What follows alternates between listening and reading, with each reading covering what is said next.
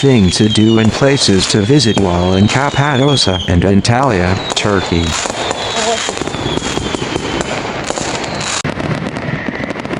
One. Hot air balloons. 2. Cappadocia bus tour. 3. Open air museum. Zelva. 4. Imaginary valley. 5. Sultan Han Caravanserai. 6. Antalya bus tour. 7. Manavgat river cruise. 8. Antalya city. 9. Mevlana Museum Konya. 10. Cappadocia city. And no. Let's see. One by one.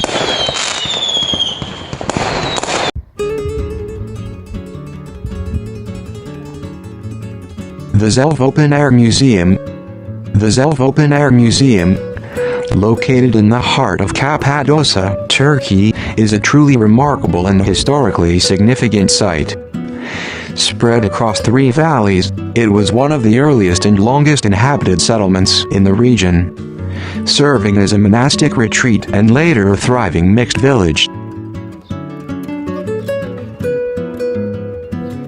Here is a detailed look at its history, features, and what you can expect to see. Historical significance and evolution. Byzantine monastic center, 6th, 13th century. The settlement's roots go back to the Byzantine era, with some of the oldest cave churches in Cappadocia dating to the 6th century. It became an important monastic center, believed to be the location of Cappadocia's first seminaries for training priests. The monks carved out living spaces, stables, and churches directly into the soft volcanic rock.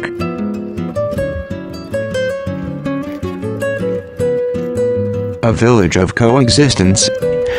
Following the Byzantine period, Zelv evolved into an Ottoman Turkish village.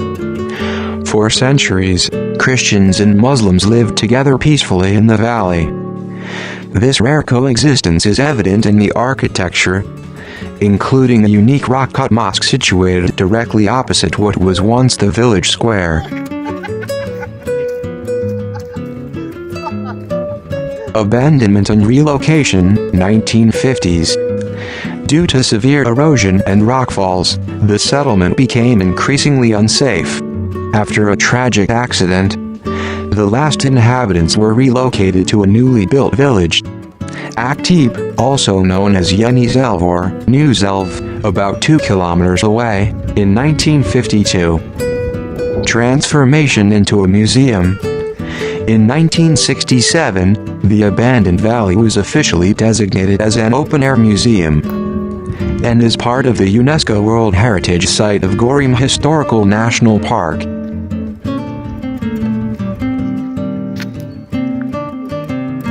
Key features of the museum. The museum is split across 3 valleys, connected by walking paths. One former tunnel is now closed for safety. Unlike the Göreme Open Air Museum, which is famous for its elaborate frescoes, Zelv is known for its raw, extensive cave architecture and a higher concentration of fairy chimneys.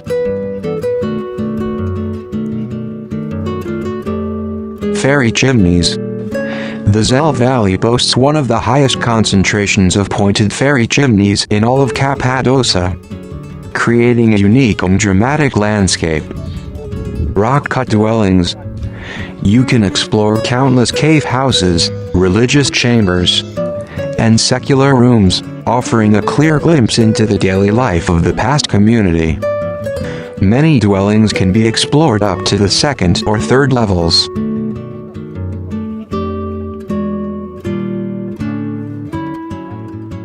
Ancient churches. While not as vividly decorated as those in Göreme, Zelv houses over 15 Byzantine-era cave churches, featuring earlier, pre-iconoclastic decorations, mostly simple rock-cut and lacquer-painted crosses. Notable churches include Uzumlu Kilise, church with grapes. Named for its fine decoration, it's one of the main Christian churches, and is believed to be one of the older, 6th century structures. Bakal Kilise, church with fishes, named for the fish figures in its primitive paintings. Kutsalhak Church, Holy Cross Church, named for the cross reliefs on its walls.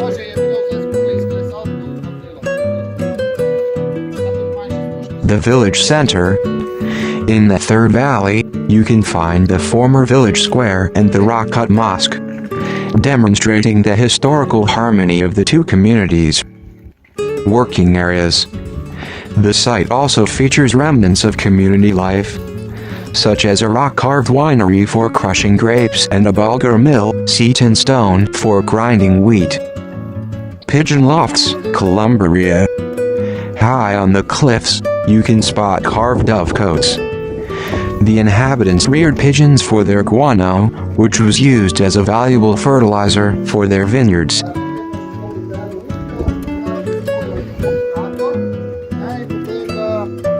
Visitor information. Feature details. Location located off the main road between Cappadocia and Avanos, approximately 8 kilometers from Göreme town center. Experience. A 2-kilometer path through the valleys typically takes at least 2 hours to explore properly. The terrain is rugged, and good grip shoes are highly recommended. Atmosphere. Zelv is generally less crowded than the Göreme Open Air Museum, offering a quieter and more contemplative experience. Nearby attractions. Zelv is only 1 kilometer from the Paşabağı, Monks Valley Open Air Museum, famous for its multi-headed fairy chimneys. Accessibility. Accessible by local bus, dolmuse, heading towards Cappadocia and Avanos from Göreme, or by car taxi. Hope you enjoy the beautiful and amazing views at the Open Air Museum of Zelv, Cappadocia, Turkey.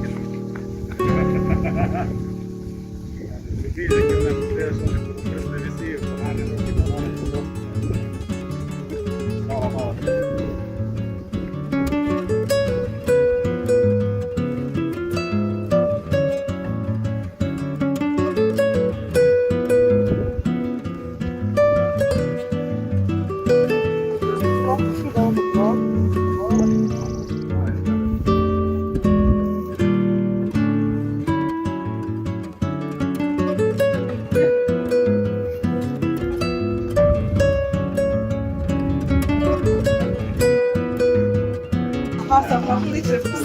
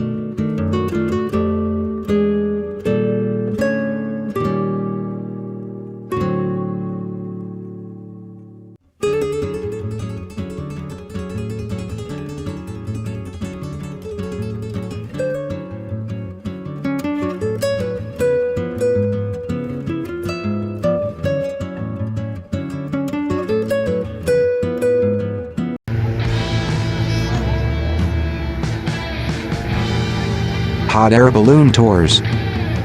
Hot air balloon tours are a popular experience for visitors staying in the Antalya region. But it's important to know that the flights do not typically take place over Antalya itself.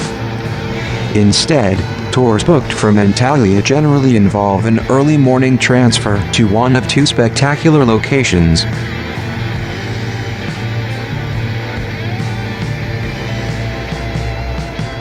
Cappadocia Hot Air Balloon Tours.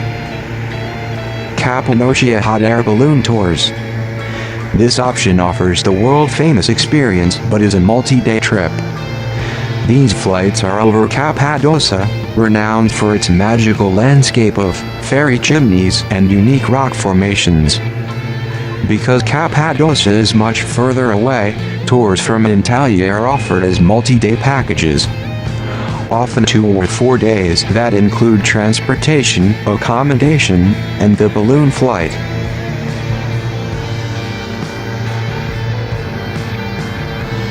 Peribacaları Hot Air Balloon Tours. This is the most common option for a day trip from Antalya. The flights take place over Peribacaları, a UNESCO World Heritage Site famous for its brilliant white, mineral-rich thermal terraces, known as the Cotton Castle and the ancient city of Hierapolis. You get a breathtaking sunrise flight over the white travertines, a truly unique and beautiful sight. The journey from Antalya to Peribacaları is quite long, approximately 3 to 3.5 hours each way. Tours typically involve a very early morning hotel pickup, around 3 a.m., and often include the balloon flight, a celebration toast, breakfast, lunch, a visit to the Peribacaları site itself, and your return transfer to Antalya. The overall tour is a full-day experience, lasting around 13-17 hours, with the flight itself lasting about 45 minutes to an hour. Prices for the full-day tour including the hot air balloon flight and transfers generally range from €100 to €130 or more, depending on the operator and specific inclusions.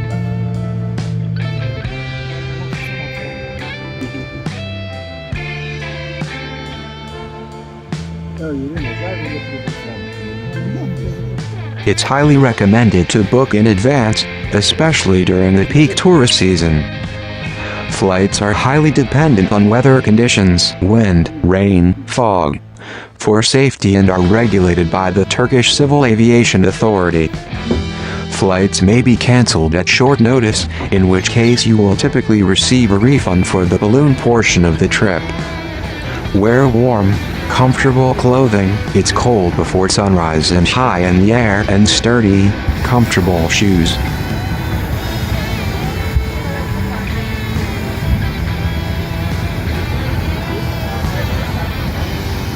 Cappadocia is arguably the most famous hot air balloon destination in the world. Getting there from Antalya requires a multi-day trip due to the distance, but the experience is absolutely worth the journey. Here is detailed information on taking the multi-day tour from Antalya to Cappadocia for the balloon experience.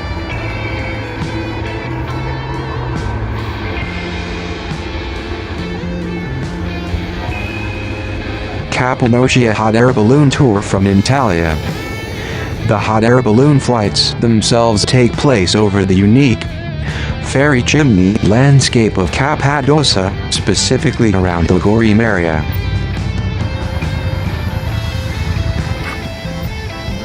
The journey from Antalya to Cappadocia is significant, about 550 kilometers, which is why it's structured as a multi-day tour.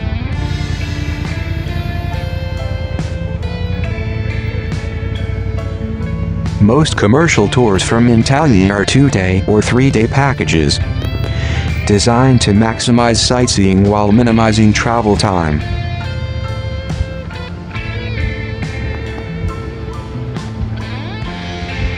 The hot air balloon flight is nearly always an optional add-on to the base tour price.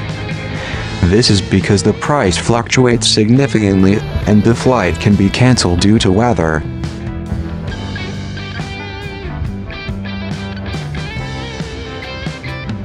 The most popular flight is the sunrise flight. You are picked up from your hotel very early, around 4 a.m., 5 a.m. Watch the balloons inflate and descend just as the sun rises over the valleys. The sky is filled with hundreds of other balloons, creating an unforgettable spectacle.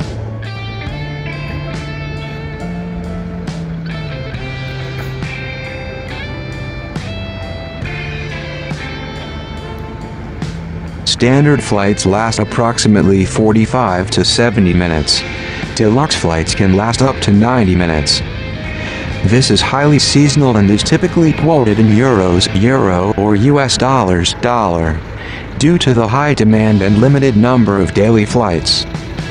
Prices can range significantly, but expect to pay anywhere from €100 to €300 plus per person for a standard shared basket flight.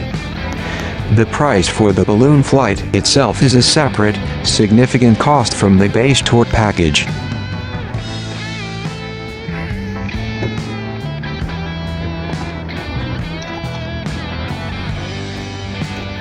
Balloon flights are strictly regulated and are highly weather dependent. If the Turkish Civil Aviation Authority cancels flights due to wind, rain, or fog, you will receive a full refund for the balloon flight portion of the tour, but not the rest of the tour package.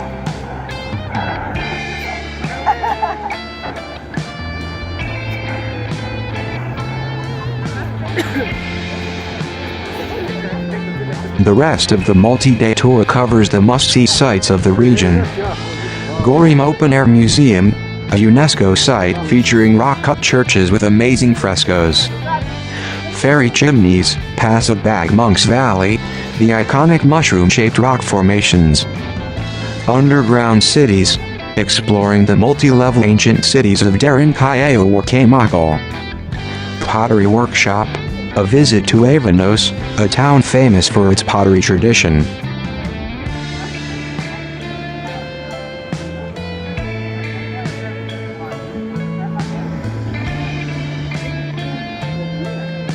If you are determined to experience the Cappadocia hot air balloons from Antalya, booking a 2 or 3 day guided bus tour is the most practical and popular option, with the balloon flight secured as a separate, optional add-on. I hope you enjoy these balloons flying in the sky of Cappadocia, Antalya, Turkey.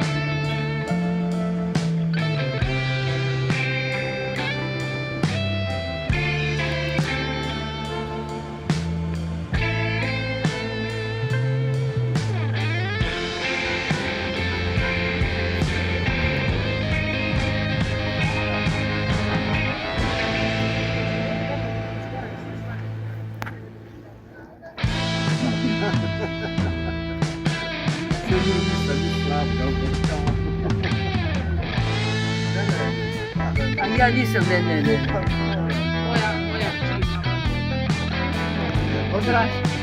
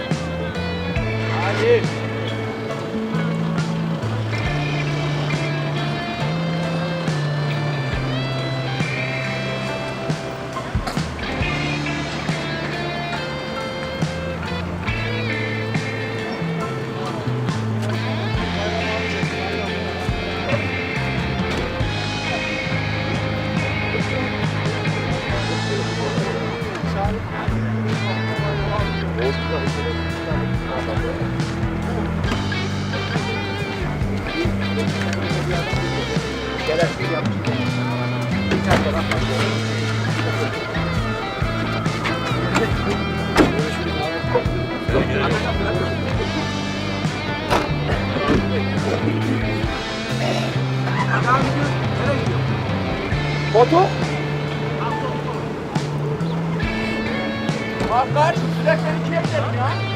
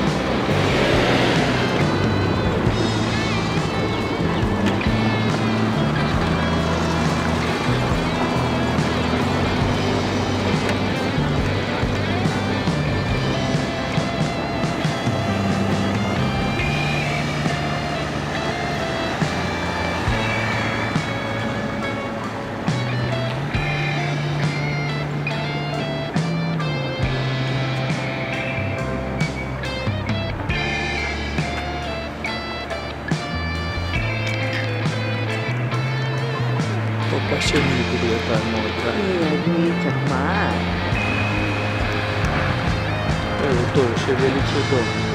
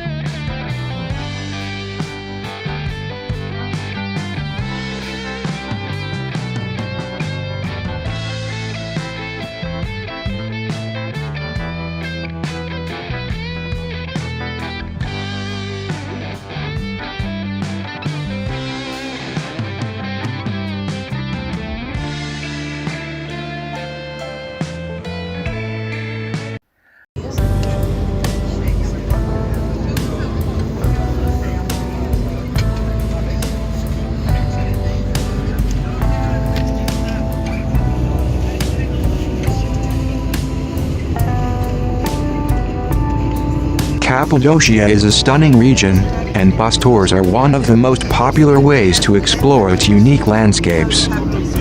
There are generally two types of bus tours you'll encounter for Cappadocia. Intercity bus tours, packages that include the overnight bus journey to and from major cities like Istanbul or Ankara, combined with local sightseeing tours once you arrive. Local day tour hop-on hop-off tours. Guided bus tours that focus on exploring the main attractions within Cappadocia, Göreme and the surrounding area. Here is a lot of detail about both options and the main sights you'll see.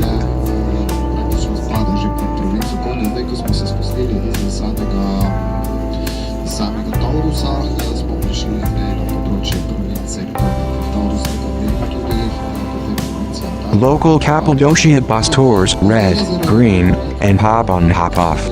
Once you are in Cappadocia, typically staying in or around Göreme, local bus tours are the most structured and popular way to see the sights. They are often divided into two main routes: the red tour, North Cappadocia, and the green tour, South Cappadocia.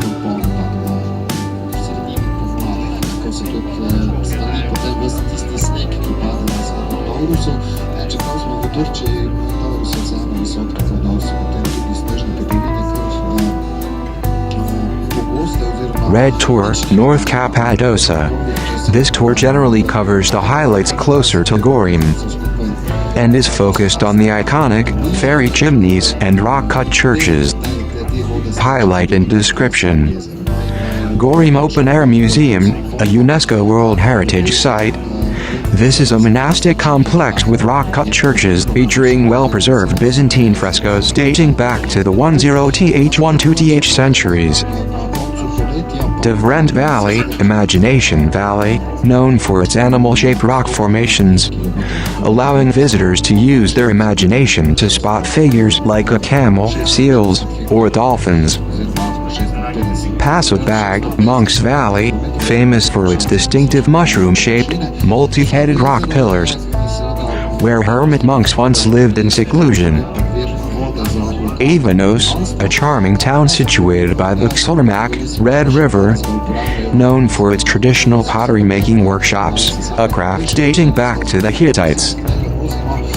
Uçhisar Castle, the highest point in Cappadocia, this massive rock formation has been carved, with numerous rooms, tunnels, and caves, offering breathtaking panoramic views of the entire region.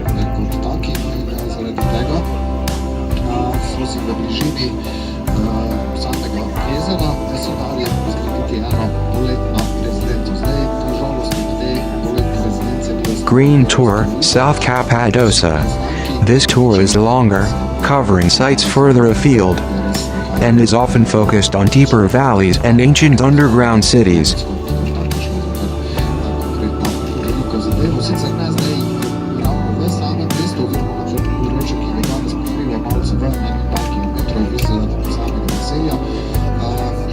Highlight and description.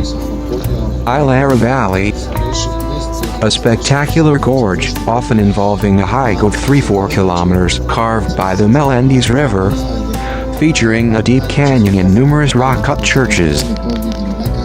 Derinkuyu or Kayanukli underground city, a fascinating, multi-level subterranean city where early Christians sought refuge from persecution.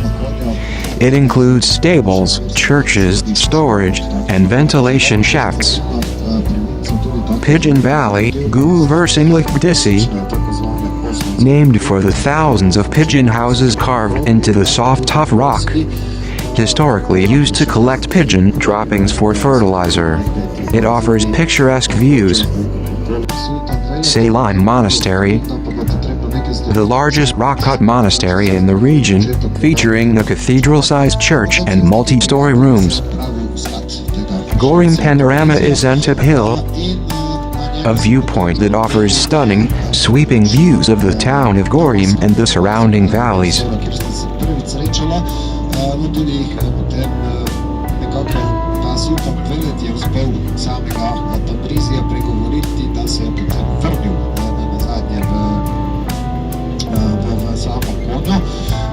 hop-on hop-off bus tours. Format. These tours use a single route that stops at many of the major landmarks, similar to a city sightseeing bus. You can get off at any stop and spend as much time as you like, then hop on the next bus. Key stops typically cover sites like Göreme Open Air Museum, Paşabağı Ferry Chimneys, Zelv Open Air Museum, Devrent Imaginary Valley, Ergup, Orta and Uçhisar. Convenience. They are budget-friendly alternatives to guided small group tours, and usually include pre-recorded audio guides in multiple languages. Duration. A full loop typically takes 2 to 2.5 hours without hopping off. Buses usually run from morning, e.g., 9:15 a.m., until the late afternoon, e.g., 5:15 p.m., with a frequency of about every 60 minutes.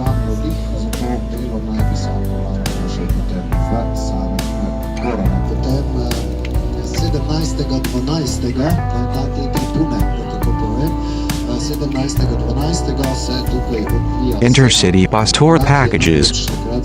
Many travelers opt for a package that includes the transportation to Cappadocia from other Turkish cities, most commonly Istanbul or Ankara.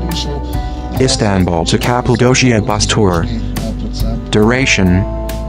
Packages typically run for 2 to 5 days. The bus journey itself is long, usually an overnight trip of about 10-12 hours one way. Itinerary example, 2-day tour. Day 1, night, overnight bus departure from Istanbul, e.g., Esenler.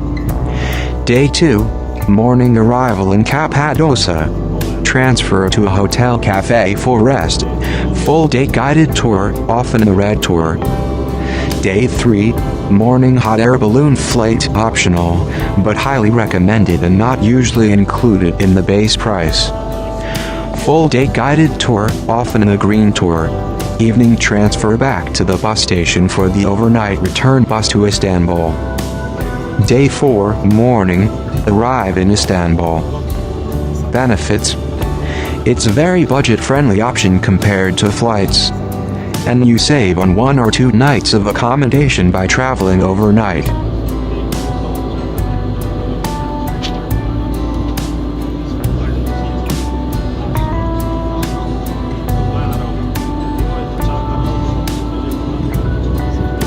Ankara to Cappadocia bus tour. Duration. Since Ankara is much closer, day trips by bus are possible, but they make for a very long day. It is a more popular starting point for multi-day tours as well. Day trip example.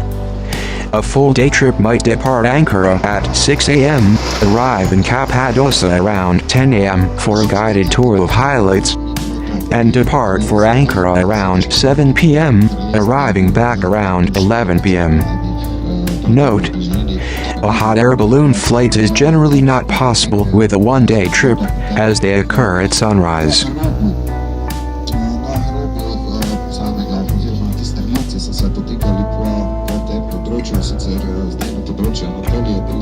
Bus travel details. Comfort.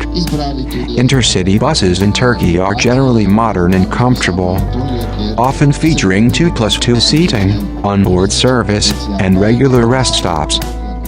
Multi-destination. You can often book bus connections to other major tourist destinations like Peribacaları or Antalya after your Cappadocia visit.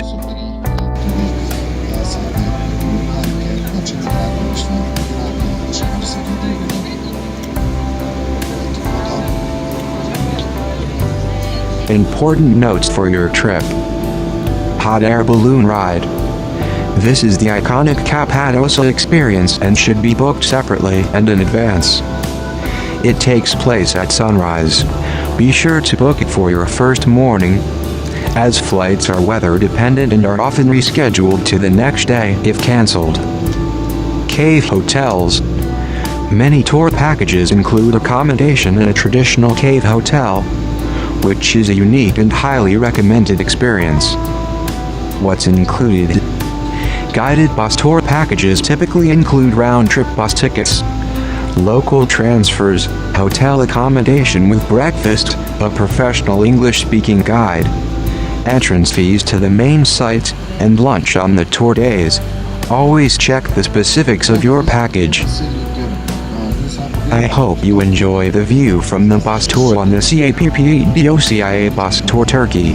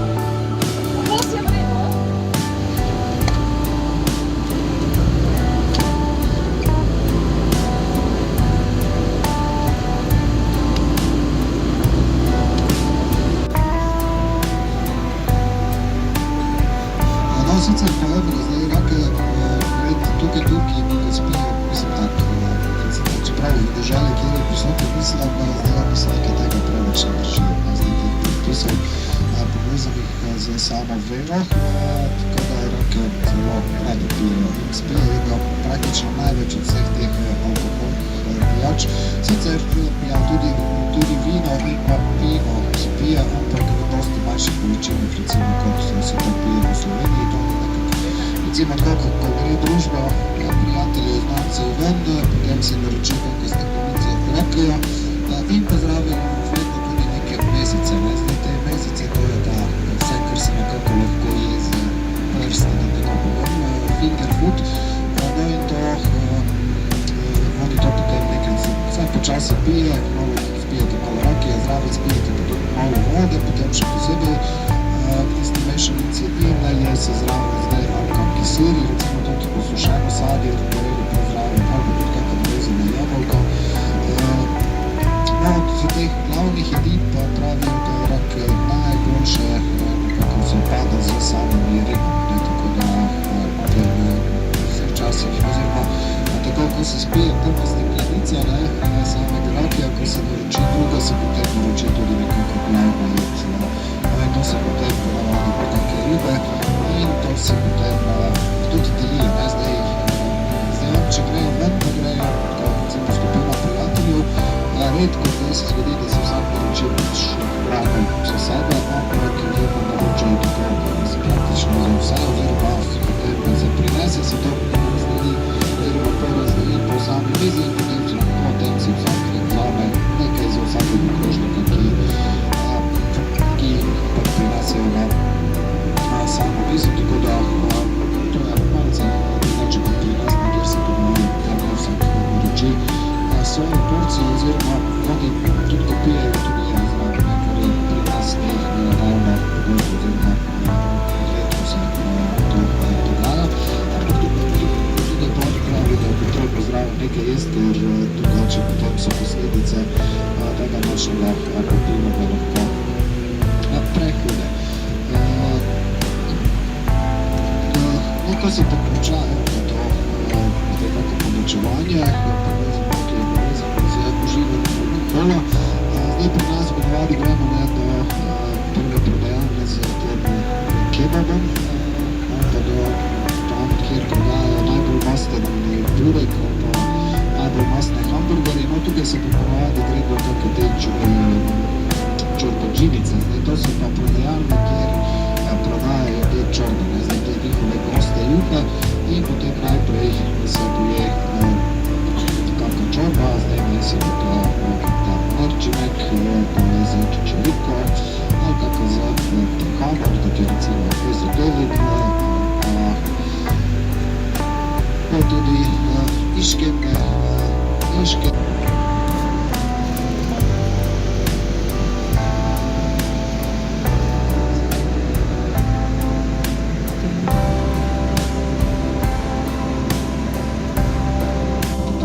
ki se potem začela razvijati tam v 18. stoletju.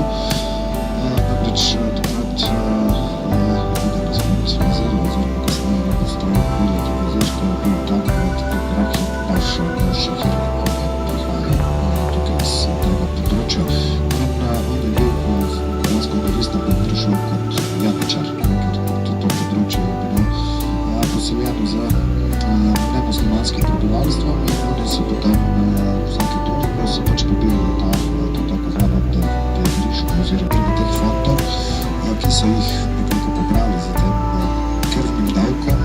Tisti, ki so se izkazali za dosti sposobne, za dosti prihne, razgledane, ti so potem, ko so jih vzgojili v samem islamu oziroma preuzgojili nekako in vzgojili tudi kot služabnike samega sultana, oziroma glede na to, da je on tam služboval v 18. stoletju, je bolj relevantno ter škarje in platno, kar se tiče samega Osmanskega imperija, so bile v njegovih rokah. Sultani so bili sam tisti, ki so potem dali samo svoje privoljenje ali pa tudi ne za katerega izmed zakonov, ki jih je sprejela tako zvana velika.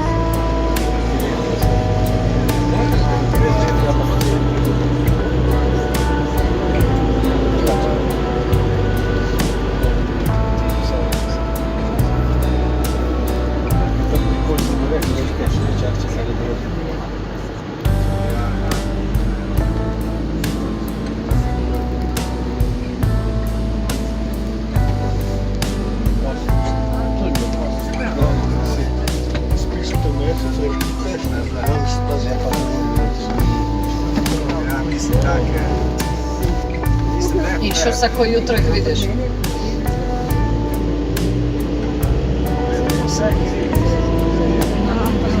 Samo poleti ne uviš.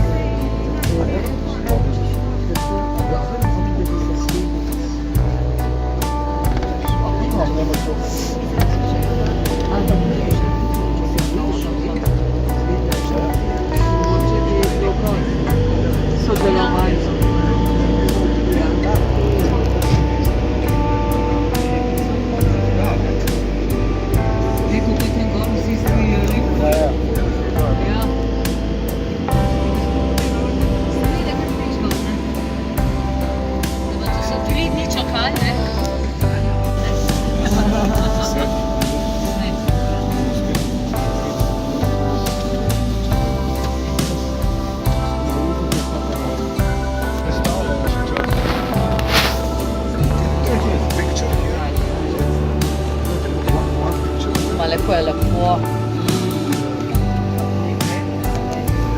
Poglejte ga. Nadja, sliki. On je prav luknji noter, le. Ali pa nekaj malo naprej.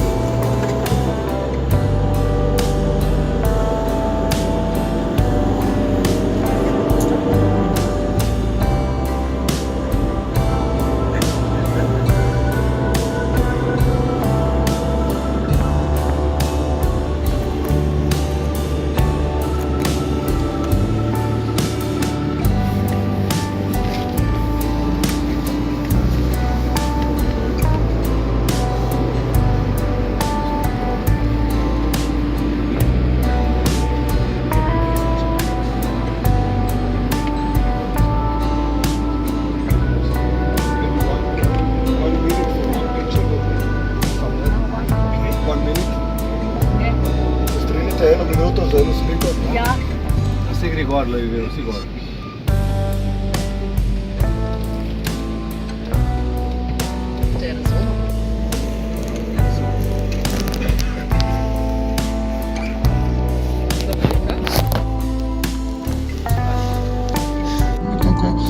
Svojih mož in nazadnje tudi njihove volje, tako da s tem pa potem pač omogočajo, da vse skupaj pač pride kak dodatna lira v samo gospodinstvo kot tako pomemben del v sami turški malce tudi izobraževanje oziroma da ste dobili pač same te vse potrebne informacije. Zdaj pa tisti, ki se vam pa karkoli dopadlo, če se hočete zmeniti, zdaj tu se morate pogajati za ceno, ne? Zdaj, zato ker tu so cene v začetku nastavljene, ni noben problem. Zdaj oni bolj jezno gledajo, če takoj popeglete vat. Pač oni, vsi trgovci vejo, da nekako za trgovino sta vedno potrebna dva, ne? Pač oni gledajo na to kot na neke vrste igro in zdaj včasih v tej igri pač vmadno začetne cene, ne? Tako da so kar veliki popusti, ker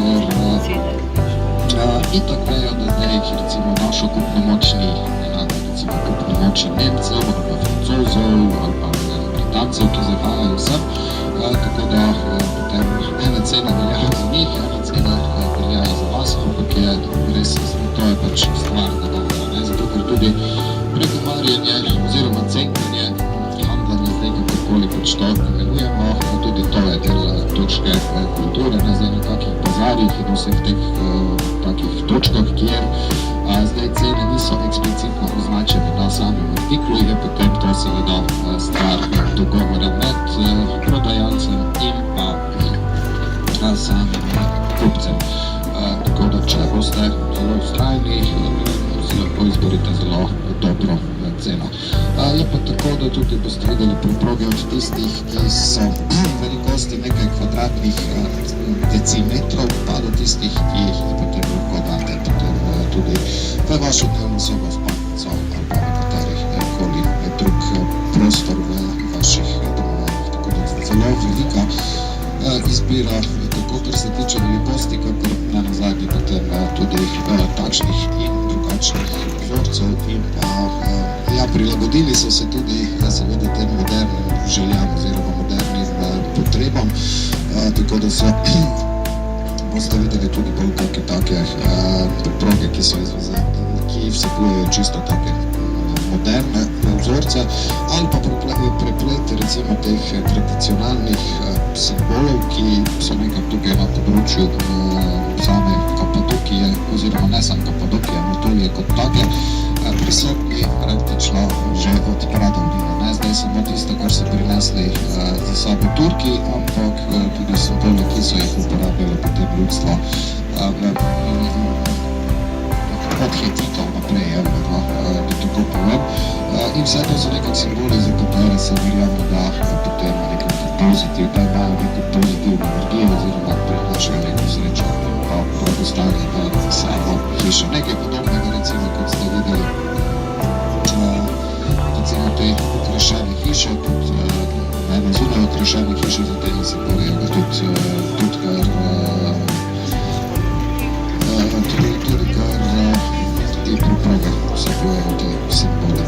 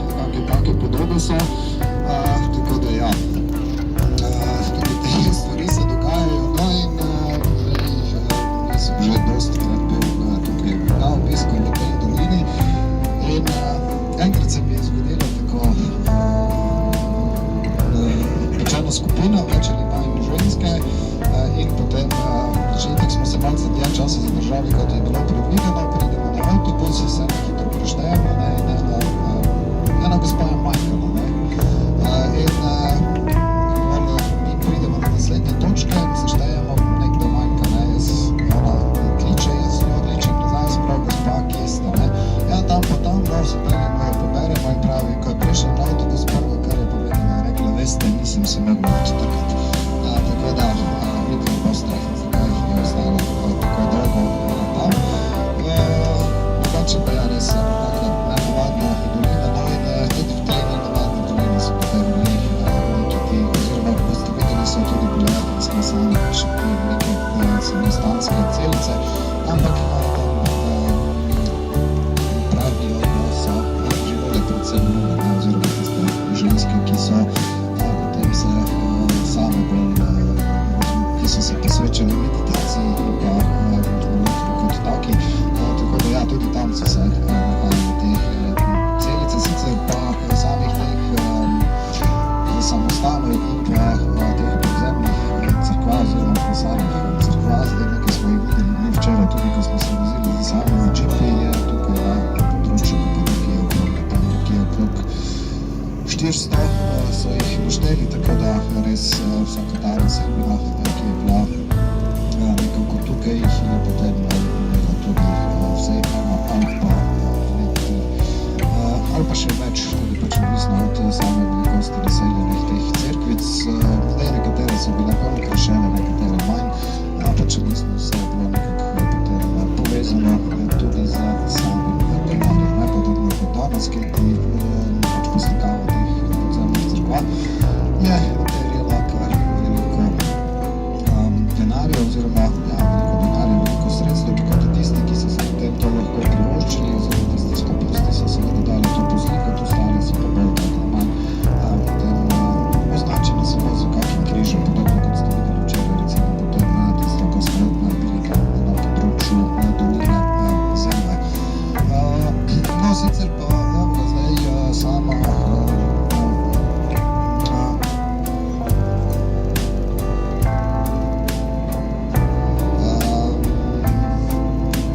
Cappadocia kot taka, tudi ena izmed teh vinorodnih področij, oziroma področij, kjer se goji trta. Zdaj nekaj malega je tukaj na samem tem ožjem delu Cappadocia ostalo, pa potem po tistem področjih, ki se nahajajo v okolici samega tega nacionalnega parka, no in samo grozdje kot tako potem služi tudi za proizvodnjo tradicionalne turške pijače, in sicer je to raka.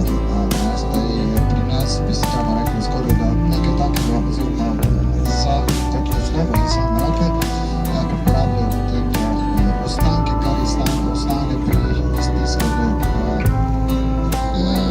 hiše oziroma v teh sklesanih prostorih, tako da danes čisto ta sodobna moderna arhitektura, no ampak kot gradbeni material se že pa vedno uporablja ta kamen, ki ga potem tukaj sekajo, zato ker ima tudi zelo pozitivno lastnost, je zelo dobra izolacija.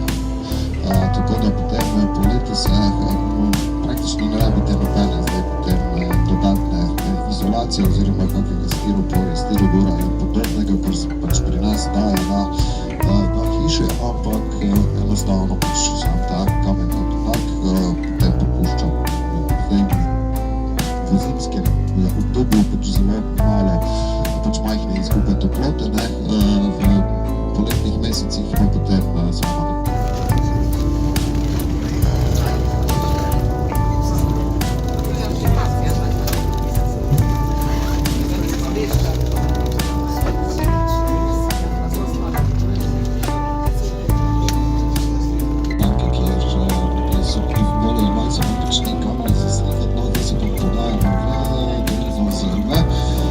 tukaj pa boste videli tudi bivališče, na kateri so ljudje bili živeli, oziroma kako so malce se boste mogli predstavljati, kako so živeli, ampak ja, nekaj je dolino, ki je bila tudi razseljena.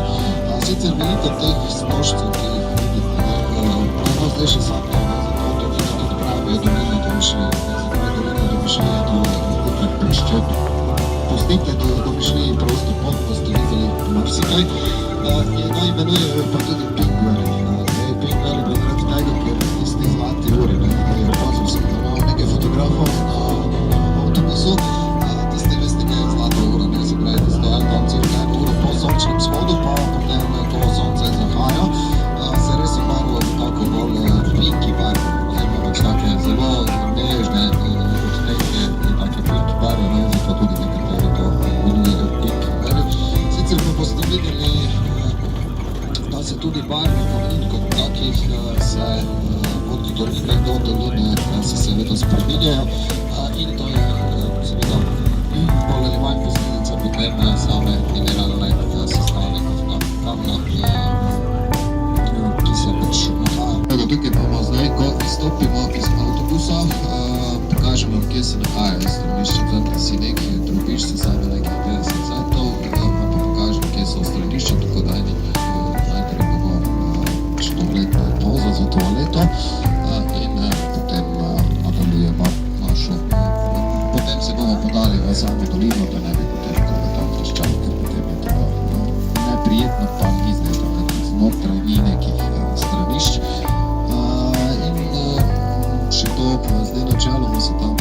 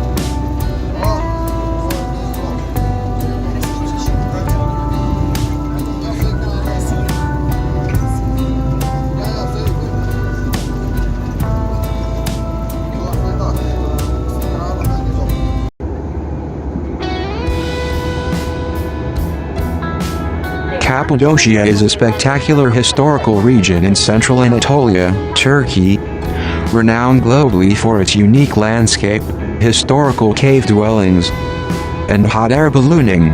It is a UNESCO World Heritage Site.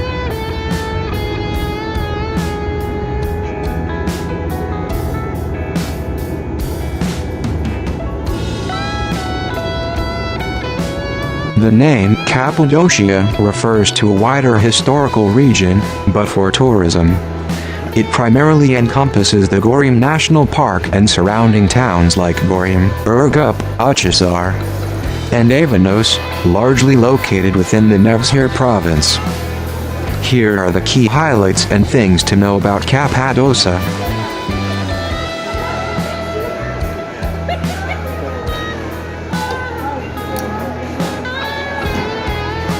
Unique landscape, fairy chimneys and valleys.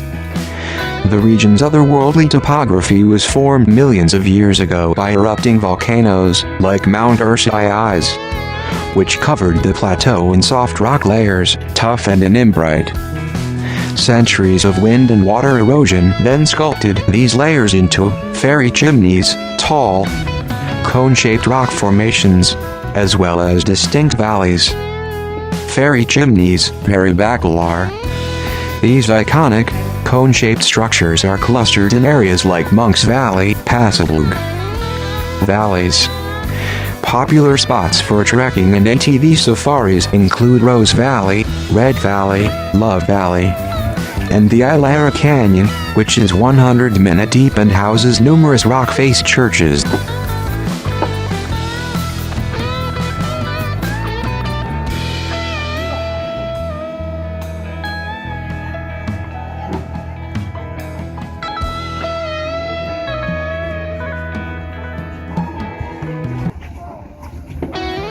History and architecture. The soft volcanic rock allowed ancient inhabitants to carve out homes, churches, and monasteries, creating a fascinating human history woven into the landscape. Cave dwellings. People, including early Christians escaping persecution from the Roman Empire, starting in the 3rd–4th centuries AD, carved extensive homes and hideaways into the rock.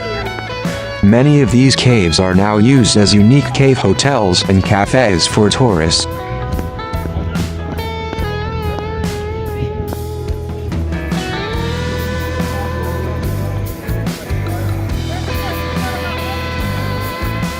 Orada şeyler var değil mi? Rock-cut churches and monasteries, particularly in the Göreme Open-Air Museum, a monastic complex dating from the 10th to 12th centuries. You can find over 30 rock-cut churches and chapels decorated with vivid Byzantine frescoes. The Zelv Open-Air Museum is another notable monastic complex.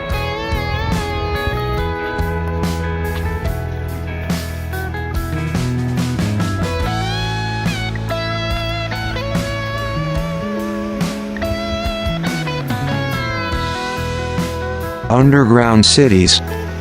The region is home to dozens of subterranean settlements, built to shelter large communities for extended periods during raids. The most famous are Derin Kayao, reaching a depth of 85 meters, and Kayamaglu.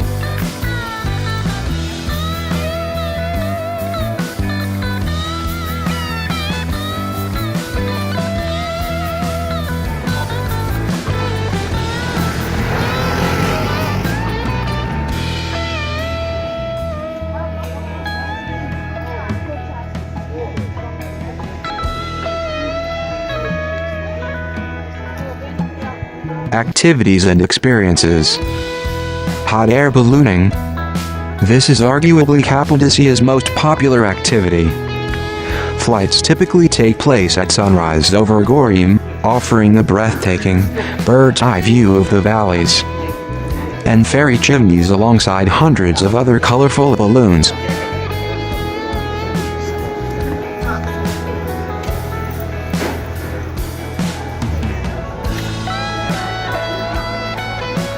Trekking and hiking. The numerous valleys, Rose, Red, Ilara, offer excellent hiking trails for all skill levels. Other tours. Visitors can explore the region via jeep safaris, horseback riding, and biking tours. Wine tasting. Cappadocia has a long history of wine production, with local vineyards and cellars, often featuring the crisp white wine varietal, Emir.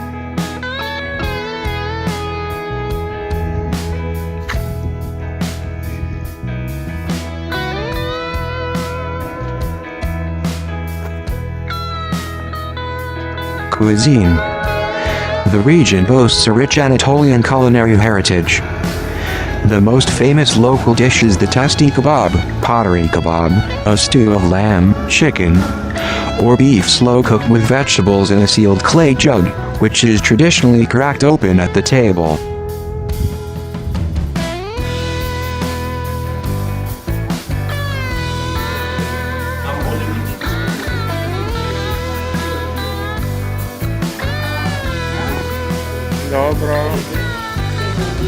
The most popular times to visit are during the spring, April, May, and autumn, September, October. The weather is pleasant, and the crowds are typically sparser than in the peak summer months of June to August. Winter offers a magical, snow-covered landscape, and balloon flights still occur, but it is the low season.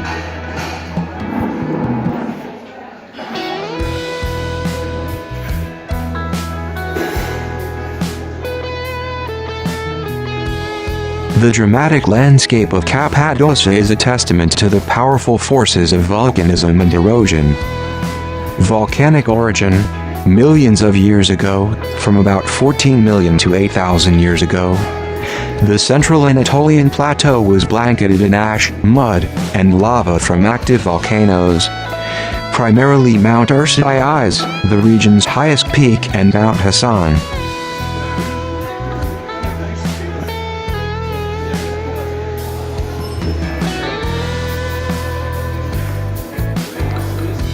tuff and basalt.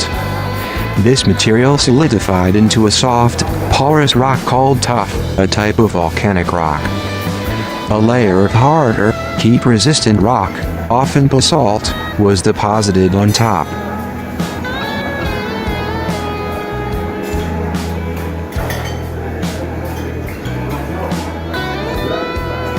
The fairy chimneys, who process. Over millennia, wind and water, especially floodwaters, eroded the softer tuff.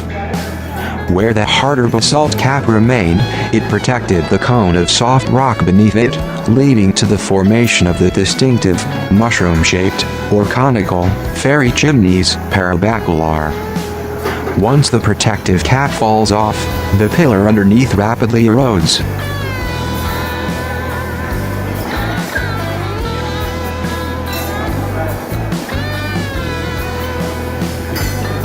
The soft, workable nature of the tough rock is the direct reason why ancient populations were able to carve out their entire lives within the earth.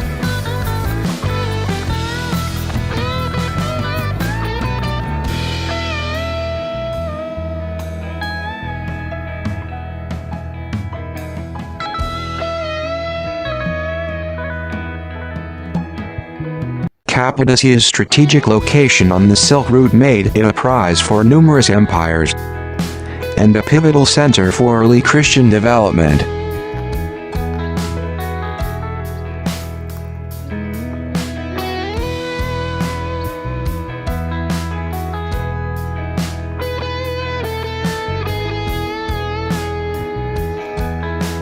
Hittite era c. 1800 BCE, the earliest verified record of settlement. The region was part of the Hittite homeland, known as Hatti. Persian satrapy, 6th century BCE, the name Cappadocia first appeared. It was ruled by a Persian satrapy province and heavily influenced by Zoroastrian cults. Roman Byzantine Empire, 17 CE, 11th century, Emperor Tiberius annexed the region. Cappadocia became a crucial refuge for early Christians escaping Roman persecution, especially starting in the 3rd and 4th centuries. Early Christianity and monasticism. The Cappadocian Fathers, Basil the Great, Gregory of Nyssa, Gregory of Nazianzus were influential theologians in the 4th century. Thousands of churches and monastic complexes were carved into the rock, like those in the Göreme Open-Air Museum. Arab raids, 7th, 10th centuries, repeated raids by the Sasanian and Arab armies spurred the construction and expansion of the massive underground cities like Derinkayu, providing shelter for up to 20,000 people. Seljuk and Ottoman Turks, from 1071 onwards, after the Seljuk victory at Manzikert, the region eventually came under the control of Turkish dynasties, and later, the Ottoman Empire, bringing Islam into the cultural mix.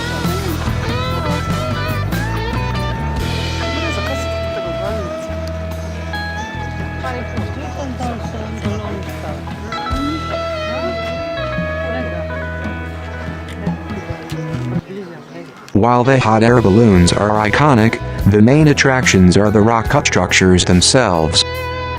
Derinkuyu Underground City, the deepest and largest excavated underground city, reportedly reaching 11 levels and capable of holding thousands.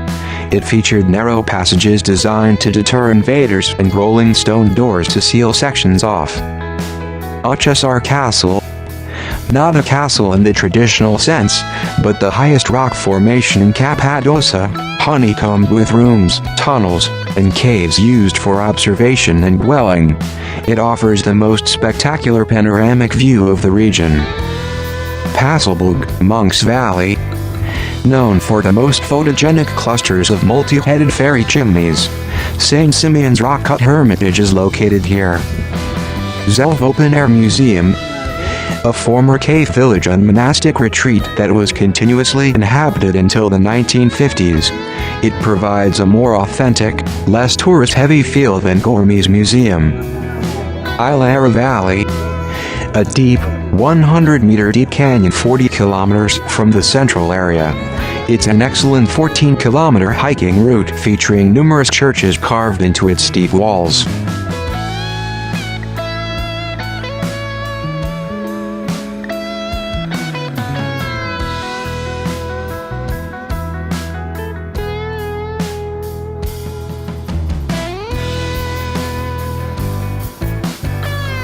The culture of Cappadocia is a beautiful fusion of its ancient past and Anatolian traditions.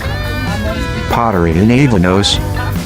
The town of Avanos, situated on the Xilirmak, Red River, has been the center of pottery making for 4,000 years, dating back to the Hittites.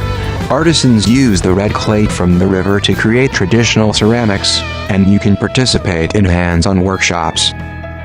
Carpet weaving. Hand-woven Turkish rugs and kilams remain a significant local handicraft, with women continuing the tradition.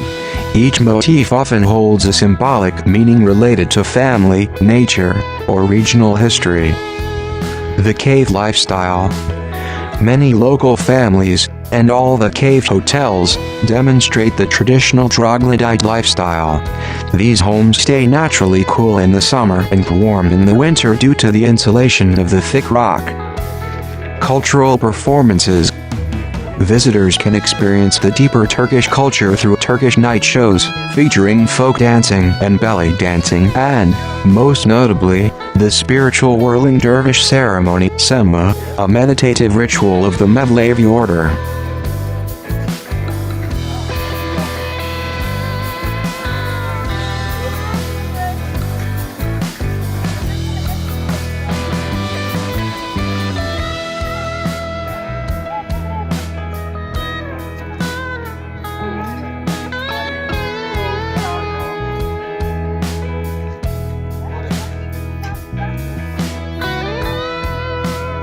The major access point is via flights to Kayseri Erciyes International Airport, ASR, which is the region's main hub, or to the smaller, closer airport in Nevşehir Cappadocia Airport, NAV, with connections from Istanbul.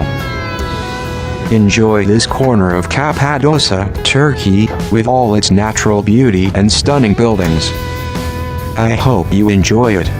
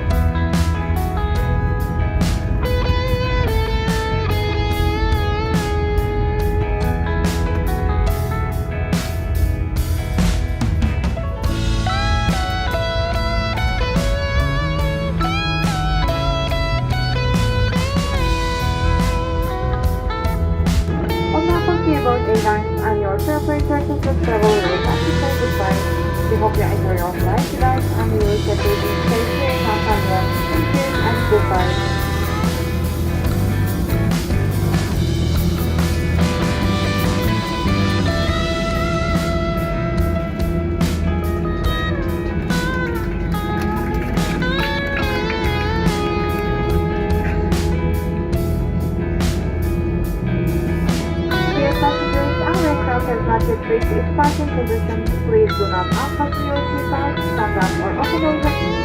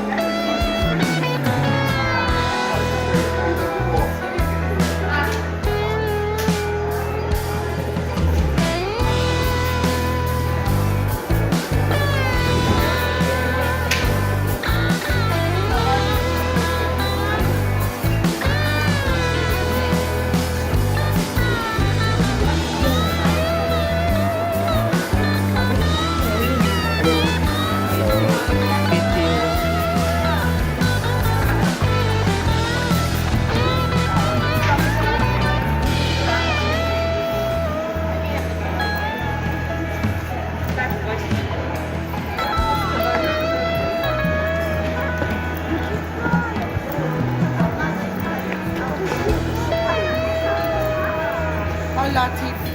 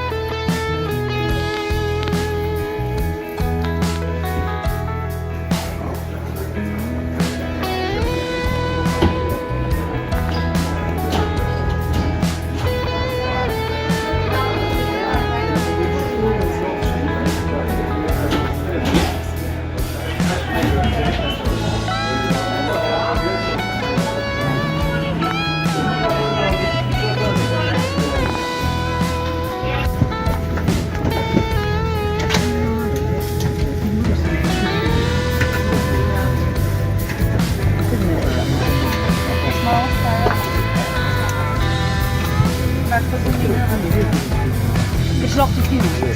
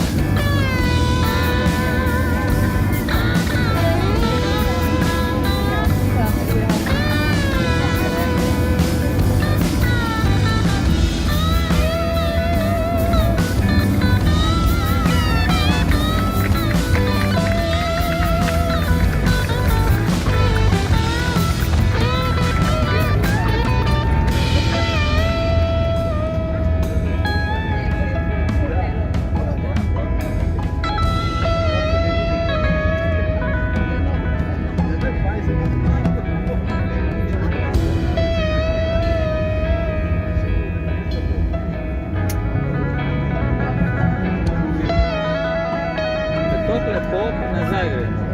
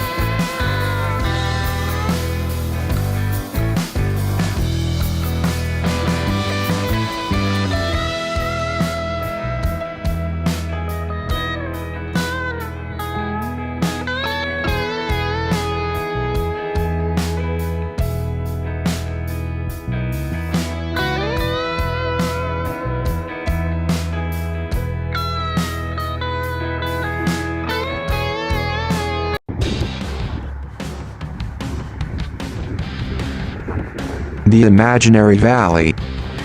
The Imaginary Valley in Cappadocia, Turkey, is one of the region's most fascinating and distinctive natural sites. Its official and more common name is Derwent Valley, sometimes spelled Derwent Valley. It's also occasionally referred to as the Pink Valley due to the color of its rocks at certain times of day. Here is a detailed look at this unique destination. The landscape. A natural sculpture zoo.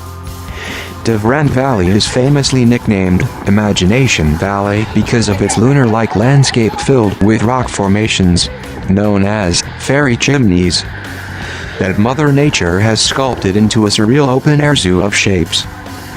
The key feature of a visit here is allowing your imagination to run wild to identify the different forms.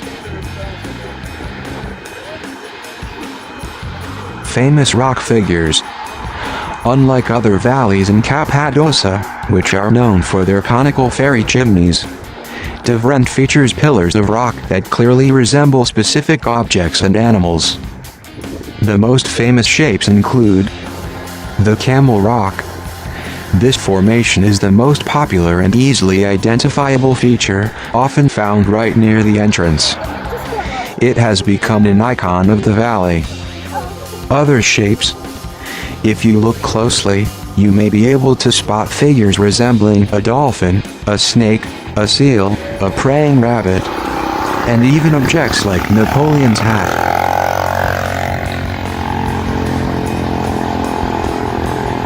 Geology and color. Formation. The valley's unique appearance is the result of millions of years of geological processes. Ancient volcanic eruptions, from mountains like Erciyes and Hasan, deposited soft volcanic tuff. Over millennia, wind and water eroded this soft rock, while harder, more resistant stones, often basalt on top, acted like a cap, protecting the material directly underneath.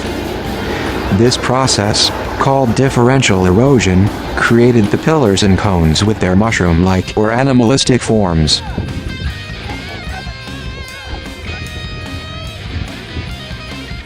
Pink Valley. The soft volcanic rock is rich in minerals, giving it a pinkish hue. This color is most pronounced and striking during sunrise and sunset, making these times ideal for photography. Uninhabited. A major distinction of Derwent Valley is that it was never inhabited by humans.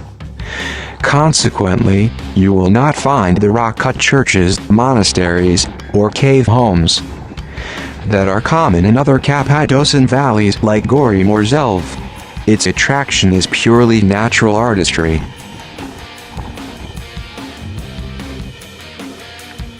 Visitor information. Location. Region. Cappadocia, Central Anatolia, Turkey. Between towns. It is located on the road connecting the towns of Avanos and Ürgüp. Proximity to Göreme. It is approximately 10 kilometers, about a 15 to 20 minute drive from the main tourist hub of Göreme.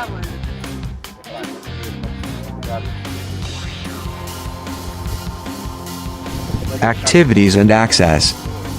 Exploring.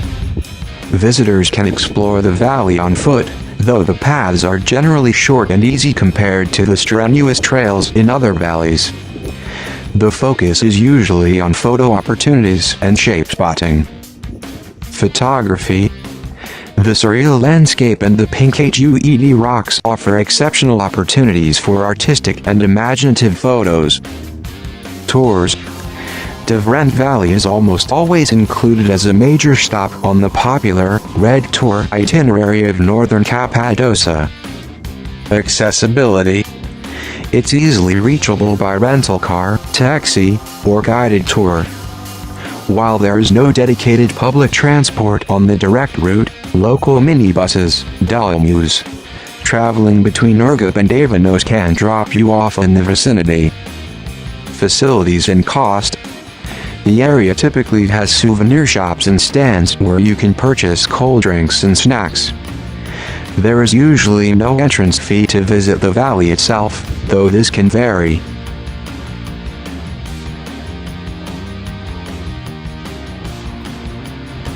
Best time to visit. The best times to visit Divert Valley are the early morning and the late afternoon sunset. The sun's angle at these times casts long, dramatic shadows that enhance the bizarre shapes of the rock formations and brings out the beautiful pink and red tones of the landscape. Enjoy the breathtaking views of the imaginary valley in Cappadocia, Turkey. We hope you enjoy it. Todo está hermoso, Ivana.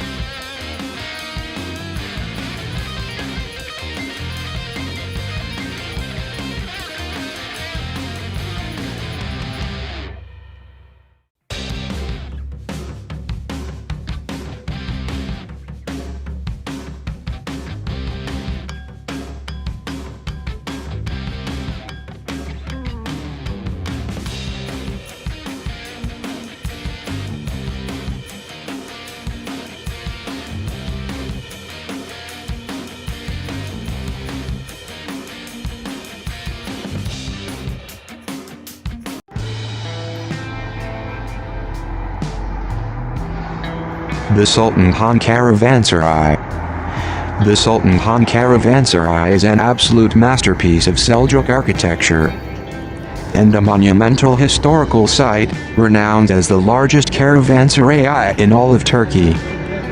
It stands as a powerful testament to the Seljuk Empire's strategic focus on trade and infrastructure along the ancient Silk Road.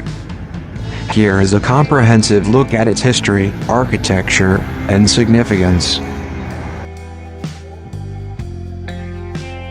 Historical and cultural context. The Royal Commission, 1229. The caravanserai was commissioned in 1229 by Sultan Alauddin Kukubaday R. 1220-1237 of the Seljuk Sultanate of Rum. It was built by the architect Muhammad ibn Kalwan al-Dimashqi, a master craftsman from Syria. The Silk Road Hub. Located in the town of Sultanhan, Aksaray Province, it sits on the historic trade route known as the Uzun-Yolu, Long Road, connecting Konya, the Seljuk capital, to Aksaray and onward to Persia.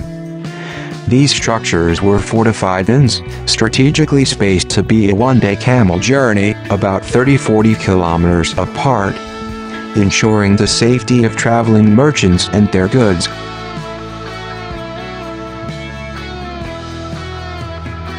An early form of insurance. To promote and secure trade, the Seljuk state famously guaranteed the safety of the merchants. The government would compensate traders for any goods lost to theft or other misfortunes. An early predecessor to modern state-backed insurance policies. A place of grand hospitality. The services provided were free for 3 days to all travelers, regardless of origin or religion. They included lodging, food and fodder for animals, a bathhouse, hammam, a blacksmith, a doctor, and religious facilities. Restoration. After being partially damaged by a fire, the caravanserai was restored and enlarged in 1278 during the reign of Sultan Kaya Khusraw III.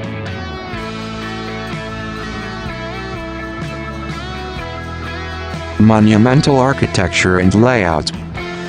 The Sultan Han is an imposing, fortress-like structure that showcases the grandeur of Seljuk civil architecture. It follows the classical Seljuk plan, consisting of 2 main parts, a massive open courtyard and a covered winter hall.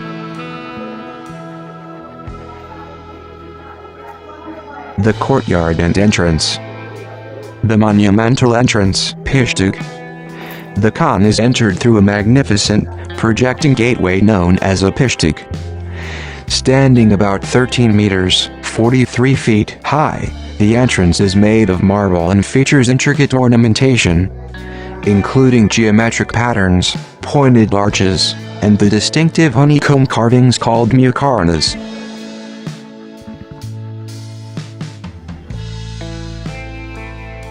The courtyard, summer section.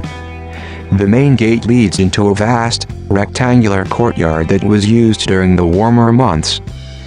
This area was surrounded by arcades and rooms that housed various facilities, stables and arcades. The arcades along the sides served as stables for camels and horses on the ground level, with accommodations for the merchants above. Service rooms. Other rooms included dining halls, kitchens, storage depots, baths for both men and women, and latrines.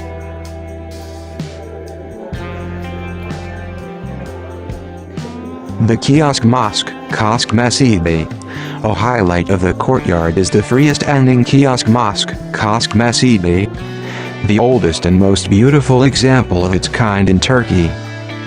This square, stone mosque is elevated above the ground on 4 elegantly carved arches. This unique design kept the mosque separate from the daily activities of the animals and men in the courtyard, symbolizing its spiritual importance. The prayer room is on the 2nd floor, accessible by a twin stone stairway.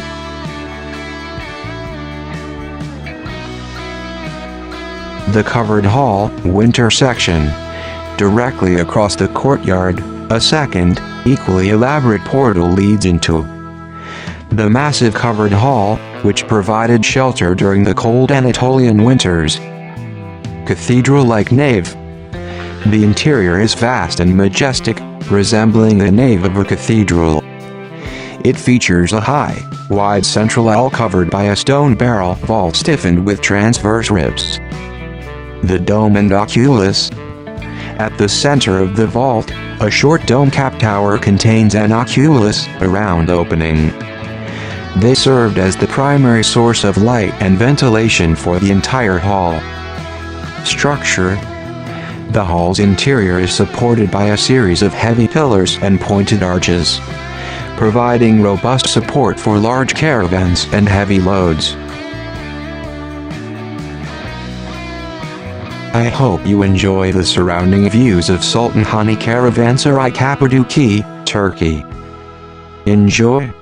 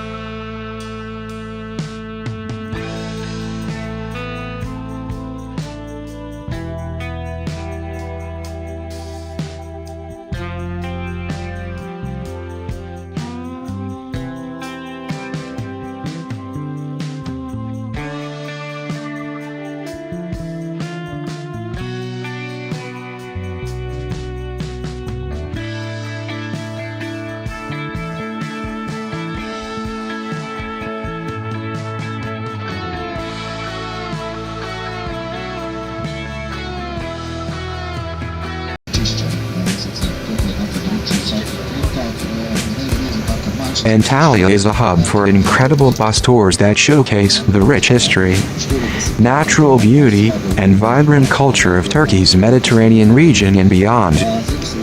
Here is a comprehensive look at the different types of bus tours available from Antalya. Popular Antalya bus tour and excursions. Antalya bus tours generally fall into two main categories: local sightseeing, city tours, and longer day trips to nearby historical or natural wonders. Ancient cities and history tours, full day. These are arguably the most popular tours from Antalya, focusing on the historical treasures of the ancient Roman region of Pamphylia. Destinations, highlights, duration. Purge, Aspendas, and Side, Purge.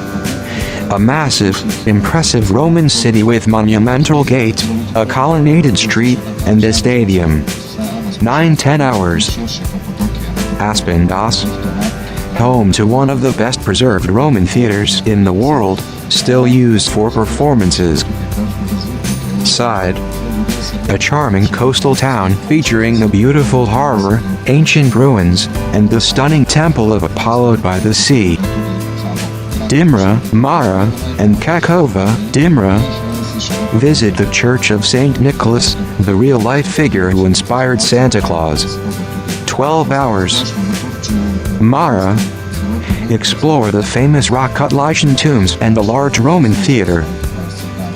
Kakova. Enjoy a boat trip over the sunken city, an ancient Lycian settlement submerged by an earthquake.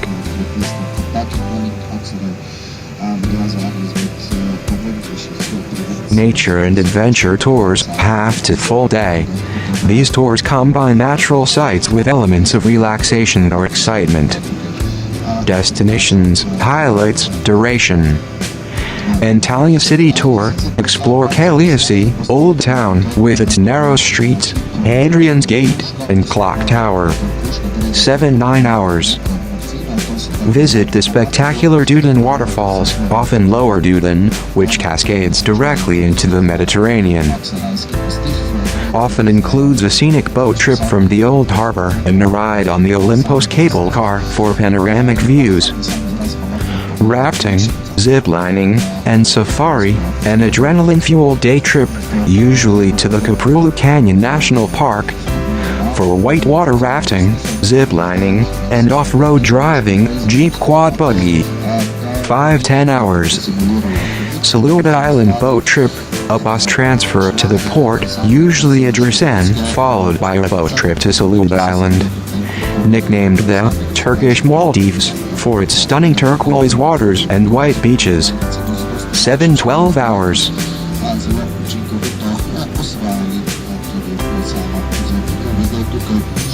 Iconic distant wonders, full-day multi-day. These tours take advantage of comfortable long-distance buses to visit Turkey's most famous sites. Destinations, highlights, duration. Pamukkale and Hierapolis, discover the unique Cotton Castle. Brilliant white travertine terraces filled with mineral-rich thermal water, UNESCO World Heritage Site. 12-14 hours. Explore the vast ancient Roman spa city of Hierapolis next to the terraces, often including a swim in Cleopatra's Pool. Cappadocia, a multi-day tour, typically 2 days, 1 night by night bus or dedicated coach to Turkey's central region. 2 days. Highlights include the famous ferry Chimneys, cave hotels, and the option for a breathtaking hot air balloon ride.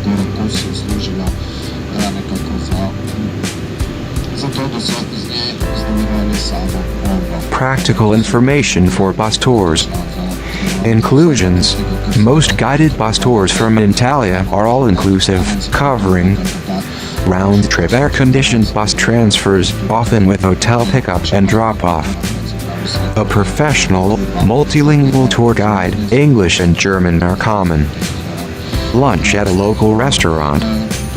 Entrance fees to the main historical sites, though some may offer an entrance fees excluded option to save money.